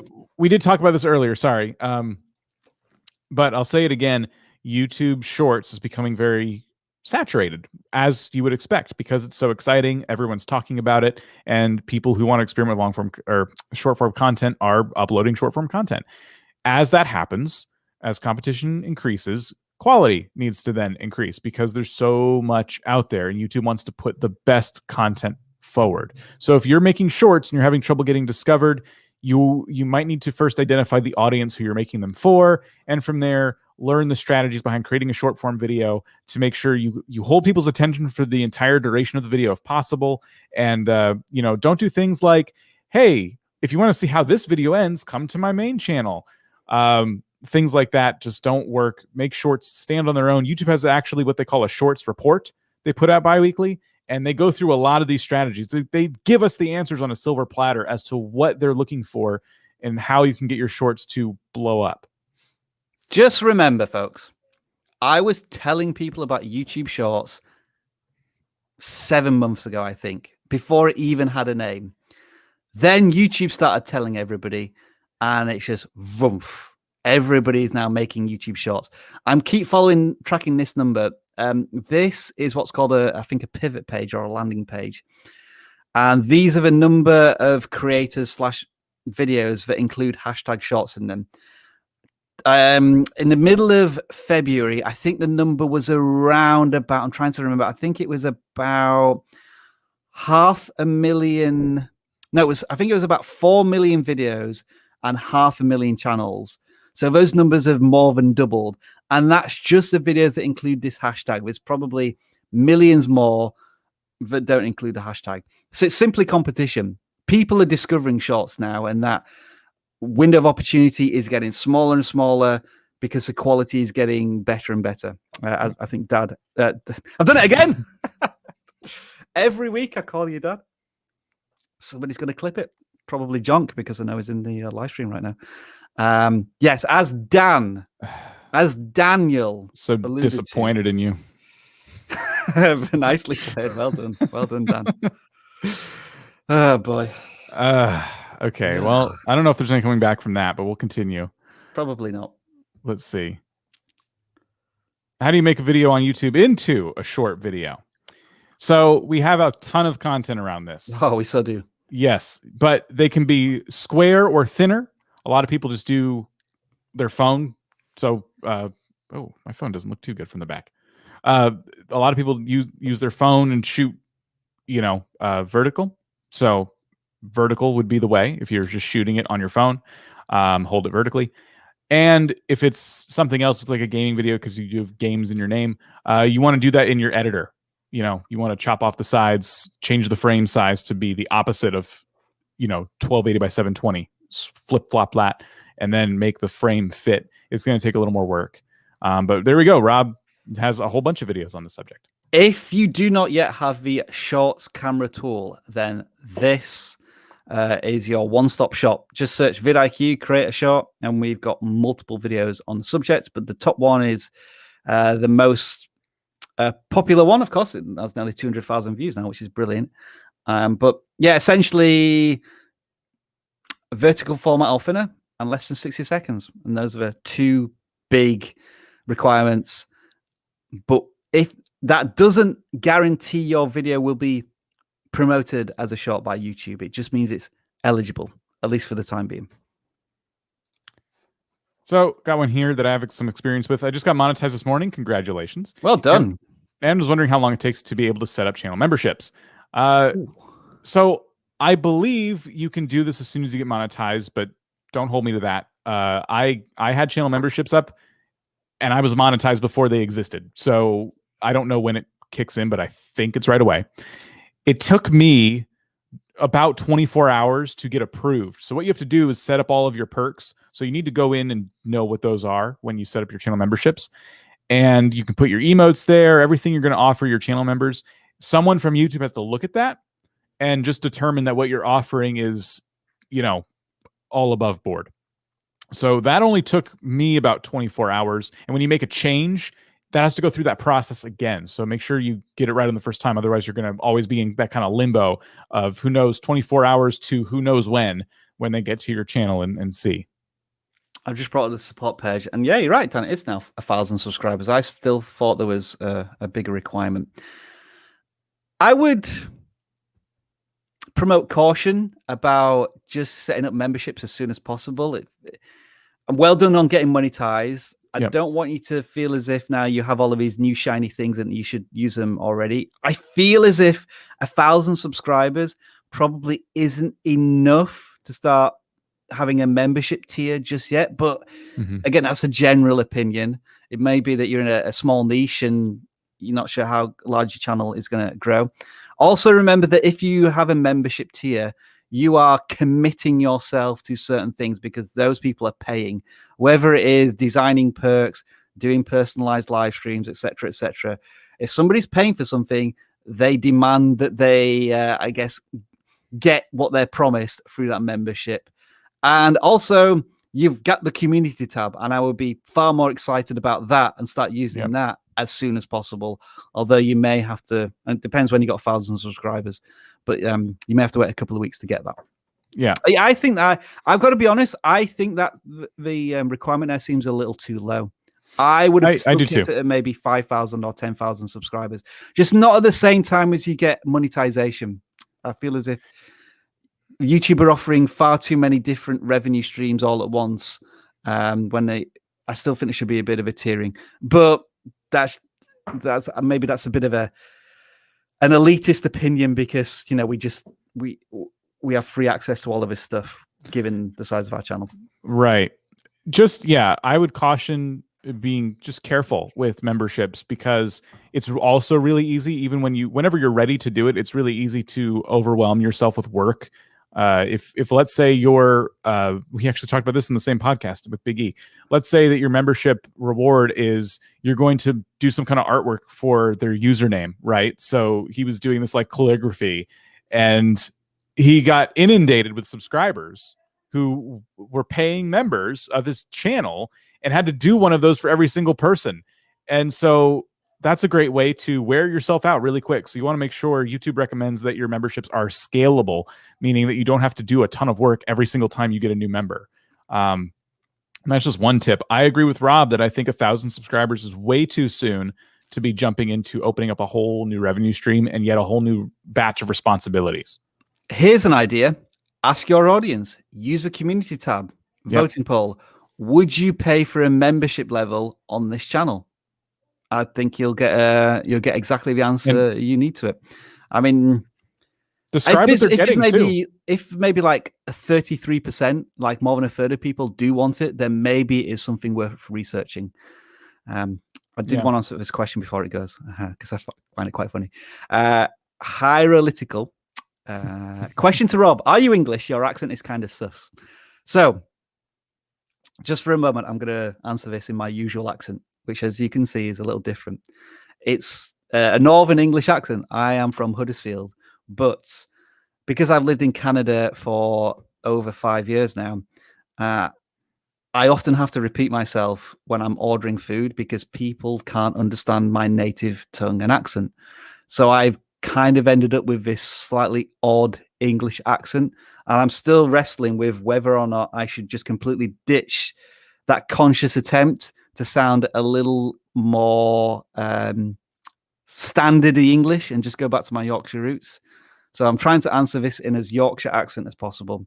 So yes, the accent you hear is sus, but I am 100% Yorkshire. So thank you very much for asking. Maybe if I just spoke in my natural tongue, I wouldn't get mixed up with my words and start calling Dan Dad, which I think is one of the reasons why that happens.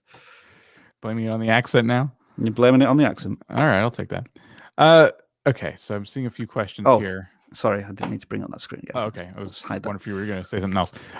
So saw this a couple times. Premiere or publish a video. Benefits. Yeah. I feel like YouTube is trying to get people to use Premieres more. Yeah. And prior to that, I was telling people don't bother unless it's for like a big event. And I've seen channels use it very well. But if it's just for a run-of-the-mill video, I kind of don't see the point. But now you can actually do a live stream leading into a video premiere. So it's a way to watch a video with your audience in real time and turn any video into kind of a fun event. I don't know the benefits of this, if I'm being perfectly honest. And maybe Rob has some more insight into this. It's a curious one, isn't it? Because if you're doing a live stream that leads into a video, it means that a couple of notifications are going out pretty quickly to your subscribers. But should you really worry about that since you don't get that many views from subscribers? That's an interesting question. Maybe, Dan, we should test this out next week, actually. Maybe we should have a video. But the problem is that do you create a live stream that feeds directly into that video? In which case, how popular is a live stream going to be itself? Are people just going to come to a live stream that's premiering a video? I think you've got to have some really savvy way to pitch that to a YouTube audience. Yeah. We just found tradition going way back to when premieres first started that YouTube seemed to be treating the premiere as a live stream, which meant that it died an absolute death once it turned into video on demand. And I'm not seeing any evidence to prove that premieres have a significantly positive impact on channels. And I think I've seen a lot of smaller channels who just premiere everything, which doesn't seem like a good idea to me, because most of the time it goes back to that idea of you're a television program and somebody's got to wait until your video is published. Most people are on YouTube to wait for something to be available. They want to watch it now. So if you see a video from a channel with 100 subscribers premiering something, your reaction is a bit meh. Whereas if Mr. Beast does it, okay, maybe he is doing something special because he gets so many views anyway. YouTube has to do it on their videos such as YouTube Rewind because they have to, I guess, show off their own tools. So I'm indifferent. I think the best answer to you, because I don't want to tell you not to try premieres, is test it. But test it. Well, that's the question, is it? Do you test it on something that's going to be a big release and then you risk damaging the performance of that video? Or do you test it on something run-of-the-mill so as not to jeopardize one of your flagship pieces of content? I'm not sure if I have a good answer for that, to be honest, which is why I just have never done premieres. I kind of wonder, because you bring up a really good point there with Mr. Beast as an example. I kind of wonder if premieres are a tool for larger creators, and it could be one way to look at them. But I still like the idea of using them leading into a big event. Like if you've worked on this video and you want to premiere it, you want cause for celebration, you have a tool for that. It's something you certainly don't need to use it if you don't want to. Jelly's Marbles Runs is the channel I always think of, because what they do are basically sporting events with marbles. I thought you were talking about the Jenna Marbles channel. No, and you just mispronounced it. Sorry. No, sorry. They do these sporting events with marbles, and if you watch it when it premieres, there's no chance the comments will spoil the winner for you. And the community is kind of built around like, oh, the next race is tomorrow, qualifying's tomorrow. So they premiere that, and then I don't know if they lead in with a live stream, but I know that there's a chat alongside it, so everyone can kind of live root for their favorite marble, and so that to me is a good use of premieres. Whereas, just like your average gaming video, I don't know who that's for. Some feedback here from the Game Looters. Premieres confuse my audience. I stopped using them since when people see live now, they expect to interact with me. This is something for really large channels who don't expect to interact normal. So that's an interesting point, that very much so. And I was just thinking, Dan, because now, as far as I know, you can do a live stream lead-in, or you can have a trailer that runs until the premiere goes live, so to speak. I see. I don't think I've seen a single channel, from what I can remember, a channel of significance, maybe over 100,000 subscribers, use premieres. I'm trying to think now, and I can't remember any, just as I've been casually browsing on YouTube.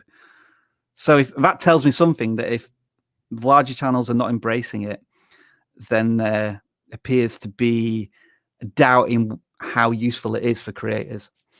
Someone, when this new feature came out where you can go live before the premiere, someone talked about it. I don't know if it was YouTube or just a creator talked about it as like a raid. You can raid your own video, and raids are really common on Twitch, where when you're done streaming, you send your audience to somebody else, and it's a feature built into the platform now where you can like raid. Yeah, well, it's this, isn't it? So, oh, okay.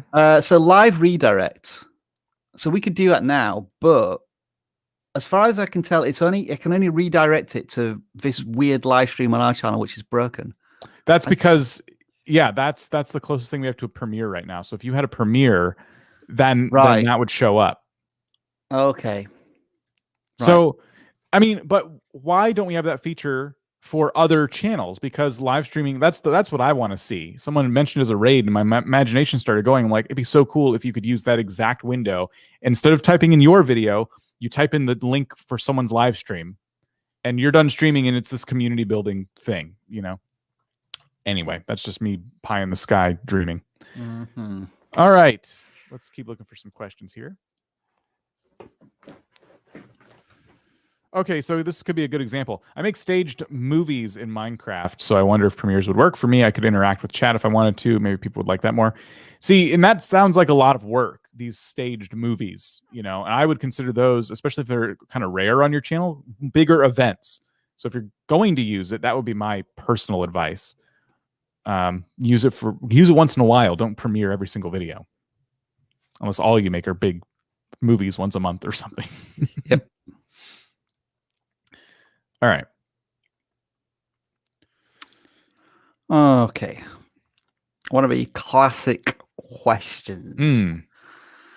And usually I would say, no, not necessarily. It depends on the audience, depends on the topic. For example, if you make a 50-minute video about how to tie a tie, that's not going to necessarily be promoted over a video that's 2 minutes long, because the audience expectation is that if they're searching for how to tie a tie, they want the answer as quickly as possible. But I do tend to find, Dan, certainly on the vidIQ channel, that when we make longer videos, 10 minutes or above, they do tend to perform better. Now, maybe that's because in the YouTube education space, people feel as if they're going to get real YouTube growth value from a video that's over 10 minutes long. But in saying that, that video about how to download a YouTube video on our channel is about 2.5 minutes long, and it's got 6 million views. So it is a little swings and roundabouts. I think we're always going to say, make the video as long as it needs to be. So if you're going to make videos, longer COD mobile videos, you need a damn good reason for it. So if you're going to maybe do a video about the 10 best headshot kills, but you want to make it twice as long, well, hey, let's do 50 top headshot kills, because nobody else is doing that on YouTube. So, such a massive montage. Or if you're going to review the best weapon on COD Mobile, well, hell, let's review all of the best weapons niche down into rifles, shotguns, knives, grenades, etc., and be completely comprehensive, and make that almost an encyclopedia style video that is 25 minutes long, and no one else can get that anywhere on YouTube, only from you. So that's maybe one of the reasons why you could have license and permission to make longer videos. But then Shorts kind of changes this all on its head, as Dan's been experimenting with. Yeah, and I've opened a can of worms now, the raids, but I was going to say, on that very channel, I've been raided. It's a really cool thing. And this person's asking if it's safe to link someone else's stream to bring your viewers over to them. There's nothing wrong with that. There's no. It's a tool, right? YouTube are encouraging us to do that. So no, that's a tool that doesn't exist. Okay, we want it to, but if you're bringing someone from YouTube to YouTube, like, there's nothing wrong with that. How it would work is you would post the link to the stream in your chat and say, all right, chat, I'm out. Go say hello to so-and-so. Bye.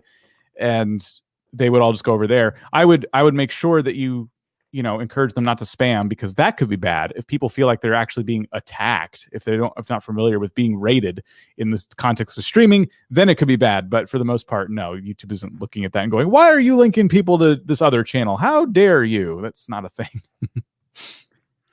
I want to show you something interesting here on the achievements. So those of you who've been with us for over an hour now, remember we asked you to share some of your achievements on Twitter, and you shared a ton of achievements. Like, I'm just going to scroll down. These are all achievements you shared on Twitter, and I know this from the live stream because we got you to include the unique hashtag of vidIQ Milestones.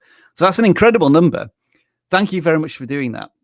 The hilarious thing is that as soon as we did some shout outs, Dan, and I shared the community post, it pretty much stopped, because the last one was 36 minutes ago. It's like, oh, right, I'm not going to get anything out of this now. So I'm not going to share my certificates. So I think we should do just a couple more shout outs of the final people who did. I did say we'd come back to this feed. So congratulations to... Not good enough. Luke Does Everything, 1,500 views there for you. We've got Grainy Dev, who achieved 100,000 views. Well done to you, sir or madam, on April the 2nd.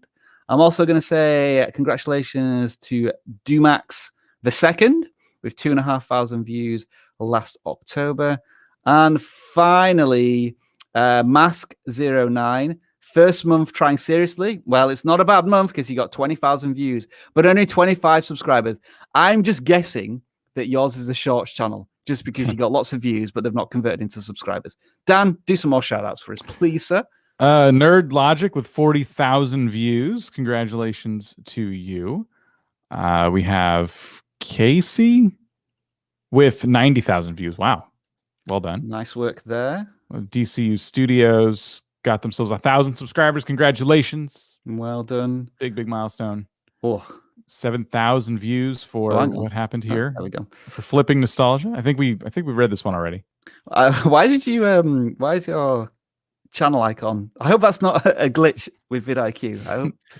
I hope we've not made a glitch, but I'm wondering why you're at a 90-degree angle. Well, Flipping Nostalgia. Oh, of course, yeah. And I wonder if, like, people, when people are looking through comments and they see Flipping Nostalgia with his head at a 90-degree angle, kind of makes them wonder, oh, what's this channel about? It's an interesting little ploy day. Oh yeah, we've done a lot of these now. Yeah, we've done these.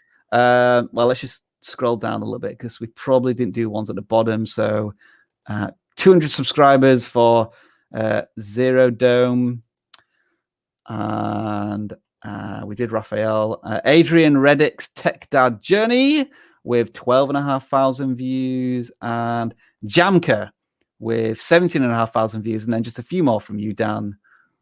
We have 900 hours watched. OA Gaming, congrats. Let's see here. This is a picture of the email. Oh yeah, well, thank you very much then to Exist With Me ASMR. All emails from vidIQ come from me, obviously, for some strange reason. Yes, I hand type out all of these every single day. So after this live stream, I've got an inbox of about 50,000 emails that I need to send. But yeah, you're behind now. That's what happens. You get an email sent, and then you can share it just like that. That is one way to get your certificates. 25 subscribers for Silver Stubier or something. Like and Chess Geek we saw earlier as well.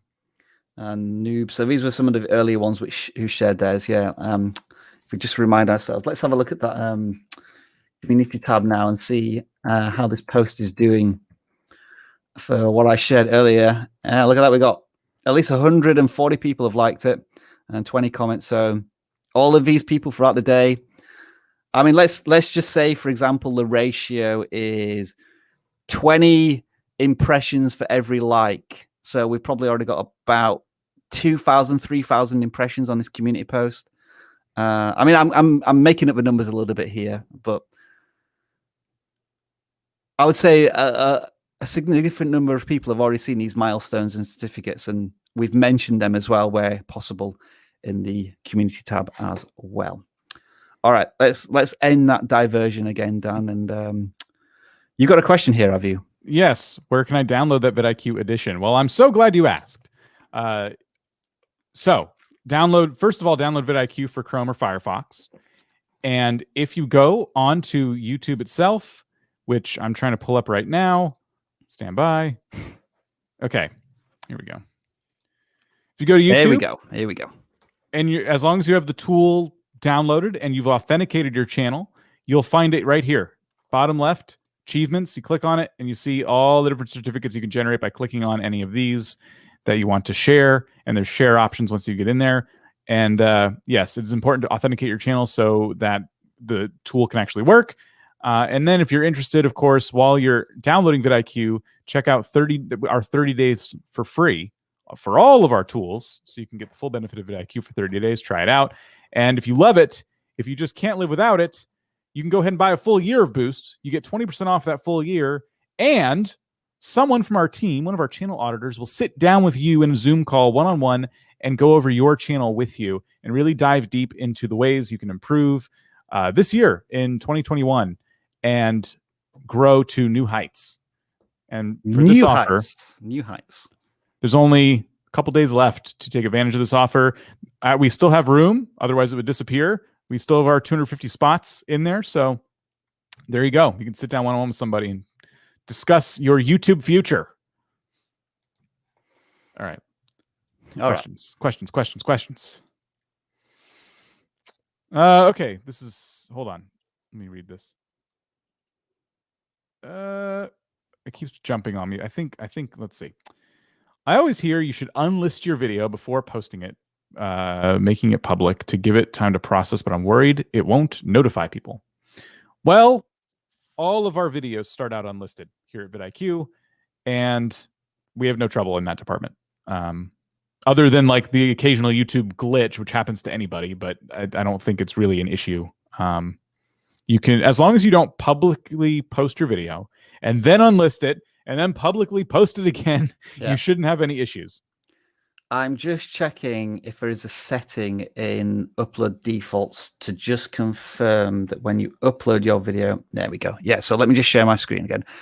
So in the YouTube studio, if you go to settings and then you go to upload defaults, just make sure the visibility is always private or unlisted. And then that allows you to optimize a video. We set it to unlisted so that we can get our videos captioned by a third-party vendor called Rev. And also sometimes, certainly for me, I upload the video and then I start making the thumbnail. That's sometimes a bit of a backwards way of doing it. And I would say you should always give yourself at least 2 hours between uploading and publishing. So that allows you to optimize the video, make sure that YouTube processes it. So if your video is in 4K or 8K, it's the highest quality. And yeah, maybe just to do a final check, rewatch the video. Sometimes I've uploaded a video and then I'm watching because what I do when I upload a video is I timestamp it. So I get to watch the video again. And what I mean by timestamp is I'm putting in the time chapters for like the intro and whatnot. And then I'll notice I've made a spelling mistake and then I have to re-upload it again. Very frustrating, but it is that final check of the video before it goes live. So as long as you have the visibility set to private or unlisted when you're uploading, you don't have to worry about any of this because it only starts sending out notifications when the video goes to published or live. Mm-hmm. All right. Let's see here.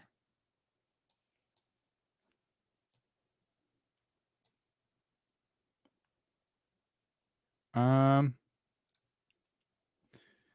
did exactly the intro. I did the intro exactly what you just told everyone not to do with making a theme tune and an intro. Should I remove it and not use it? Use my theme tune as an intro. Oh, an intro as a trailer. Oh, as a trailer? I mean, if it's your channel trailer, I don't see any harm in that. I'm just, let me read the question again. See, this is a little different because Quiz Ninja, we've audited the channel. I think you were there, Dan, weren't you? That's why I picked it, because I figured this might be a little different. It's a little different, yours, because it's all based around it's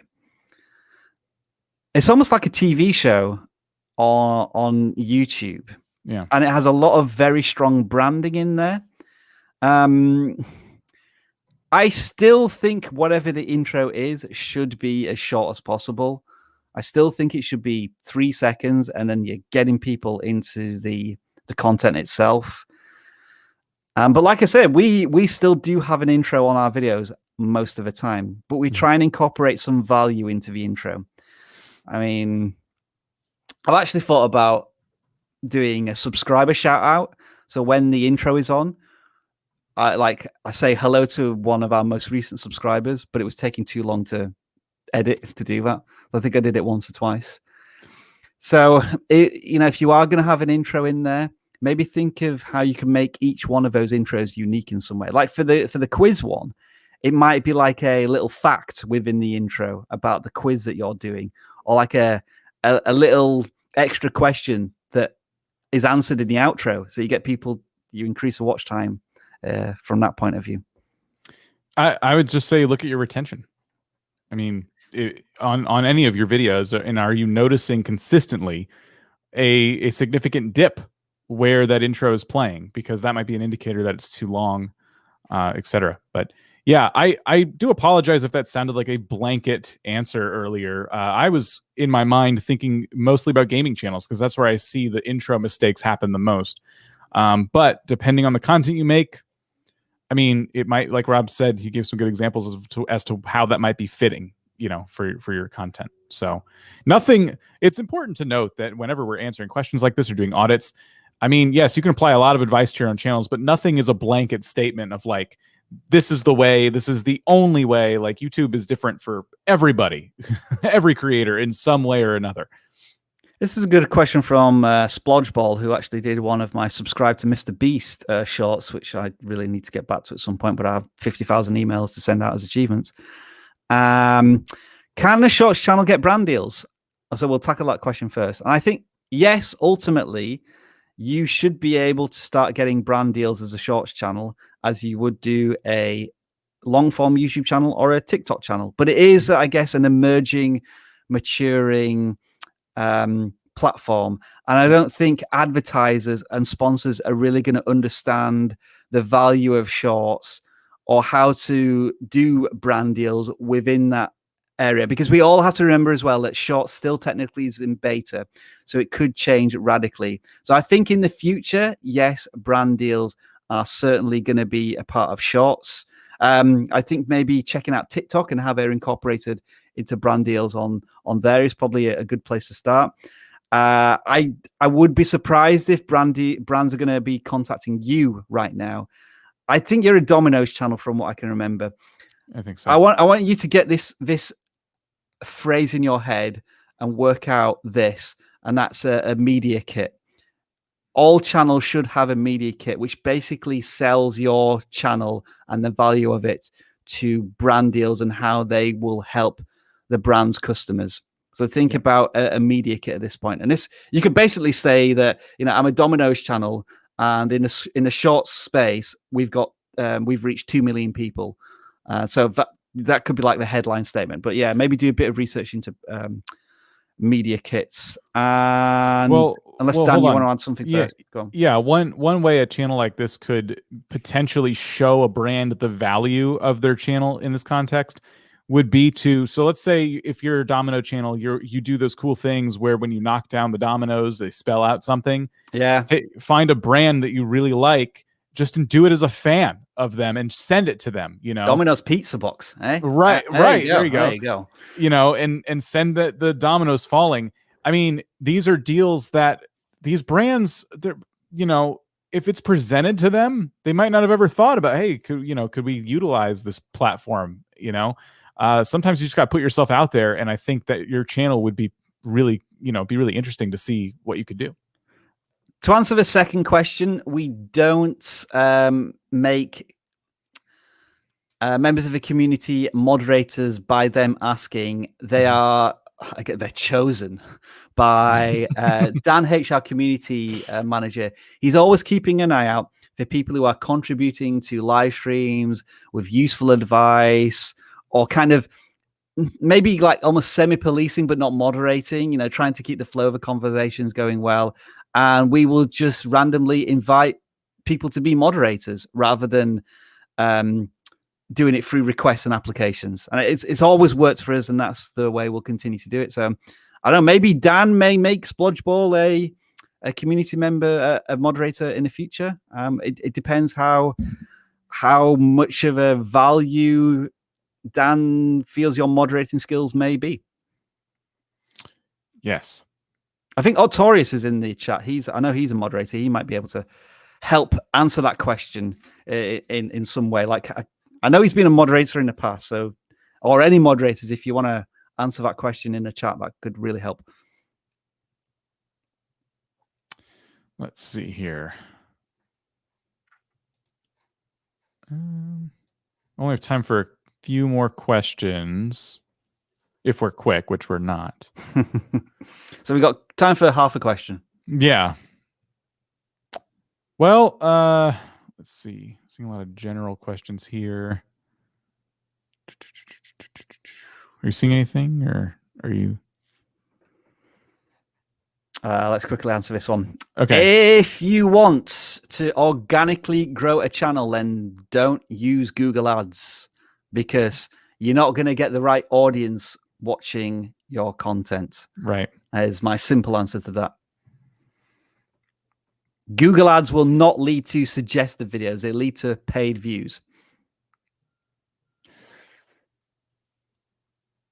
Scrolling around here.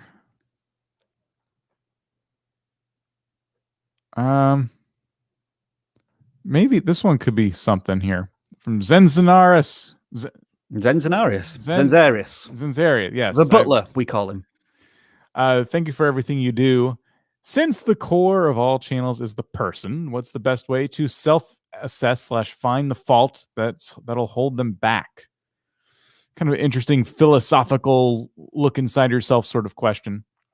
I guess purely through the data, it's going to be average view duration / audience retention and return viewers.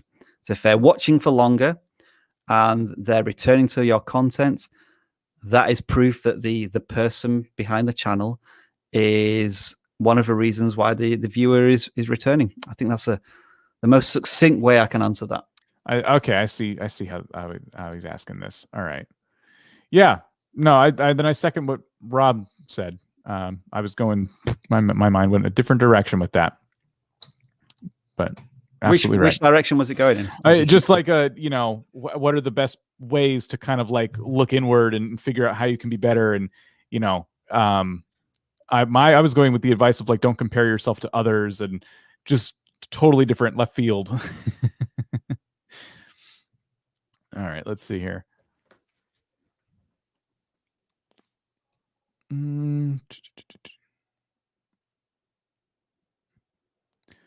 Okay. I'll quickly answer this one. Okay, thanks. The reason we don't do super chats is because the last thing our channel is designed for is to earn revenue from the channel itself. So we don't want to create any financial barriers to learning, because then that would create a certain level of channels that are privileged enough to be able to afford to do super chats and answer questions. We occasionally do specials where we do charity. We do charity donations, and we audit or answer questions through that method. But I've always tried to be resistant to creating any financial barrier, because we know a lot of people who watch our content have less than 1,000 subscribers and less than 4,000 hours of watch time, which means they're not monetized, which means they would be paying, I guess, out of their own pocket. This is why we have things such as the YouTube, the vidIQ tools, and the consultations, where you can, I guess, pay for our time. But we want to try and reach as many people as possible, and we don't want to feel as if we are excluding anyone on the live streams. Yep. But, you know, if it was a big enough demand for it, then maybe we would do special super chat only live streams. But at the same time, Dan and I only have a certain amount of time in a day. That's fair. Take this one real quick.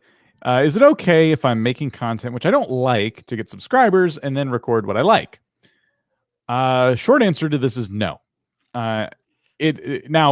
Define, is it okay? It's someone going to get upset with you or something like that on the YouTube side? No.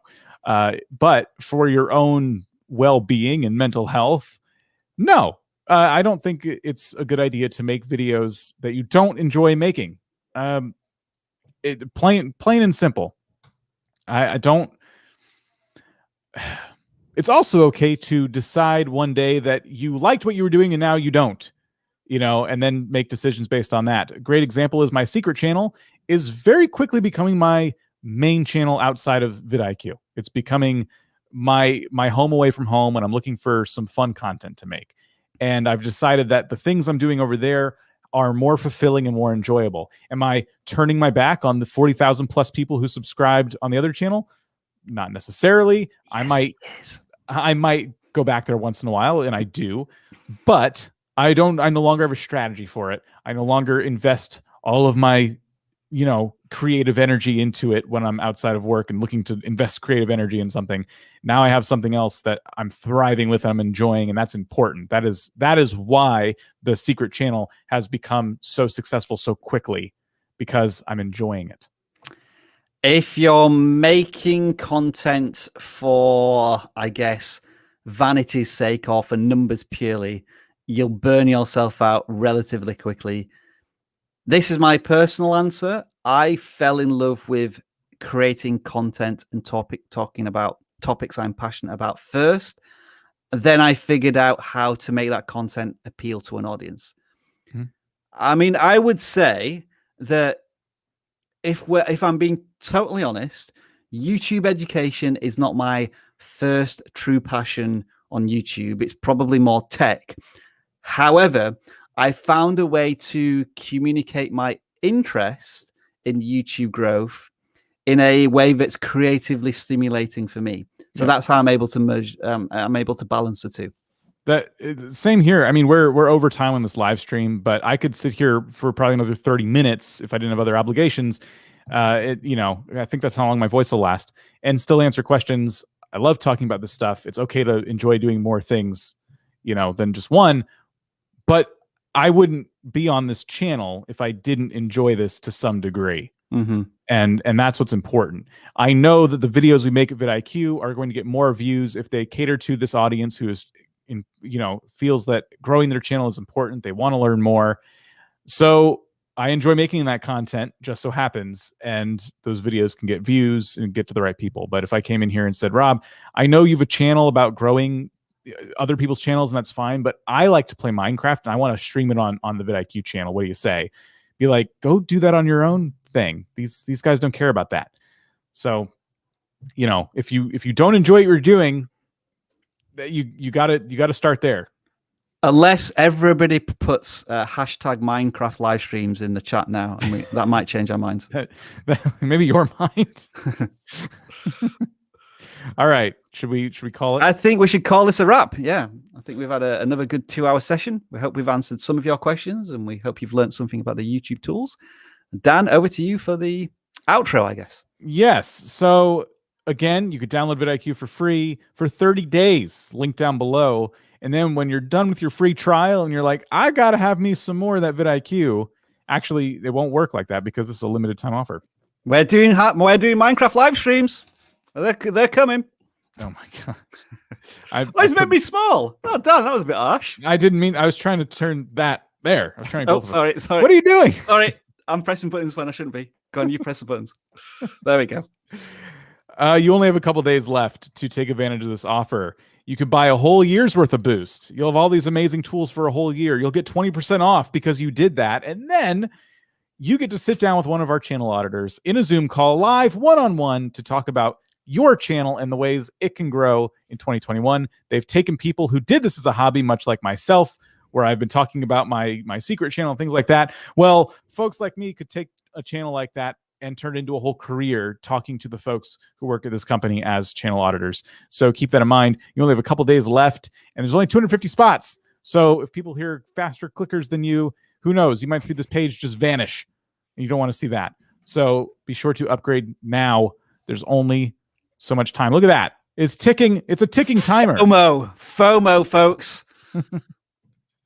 Yes. vidIQ.com/bonus. It's linked down below.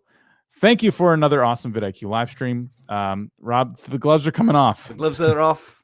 Live stream's over. You're breaking goodbye, character. Everybody. What are you doing? Are you going to say bye to any people, or are we not? I'm going to say goodbye to Quiz Ninja, Winterhelm Games, Pugo, Monkey Gamer Shorts. Pugo's asking where is Desk Kitty, by the way. I think that's a question for you, Dan. ASMR, Laumanus, Simneo, Fire Gaming, Octorius, Gaming After 50, and finally, Luke Does Everything. Luke Does Everything. His message has been hidden, and all he said is bye. So I do apologize if YouTube's hidden that for some strange reason. Yeah, sorry, no appearance from Desk Kitty. I guess, yeah, she found some sunlight and is basking in that. All right, let's say goodbye to Mask09, Beatrix, OptiBiscuit, Splodgeball, Cody Hindsight, Skydex, and Jojo Das. We'll see you all on Tuesday for channel audits and in videos, of course, throughout the channel all week long. Videos. Lots of videos, tons of videos, so much videos. You're going to be like, Geek. Your video's coming tomorrow. There you go. If you want to learn more about Chess Geek, tune in tomorrow. All right, buddy. We'll see you next time. I'm just trying to find the right buttons to click here. Here we go. See ya.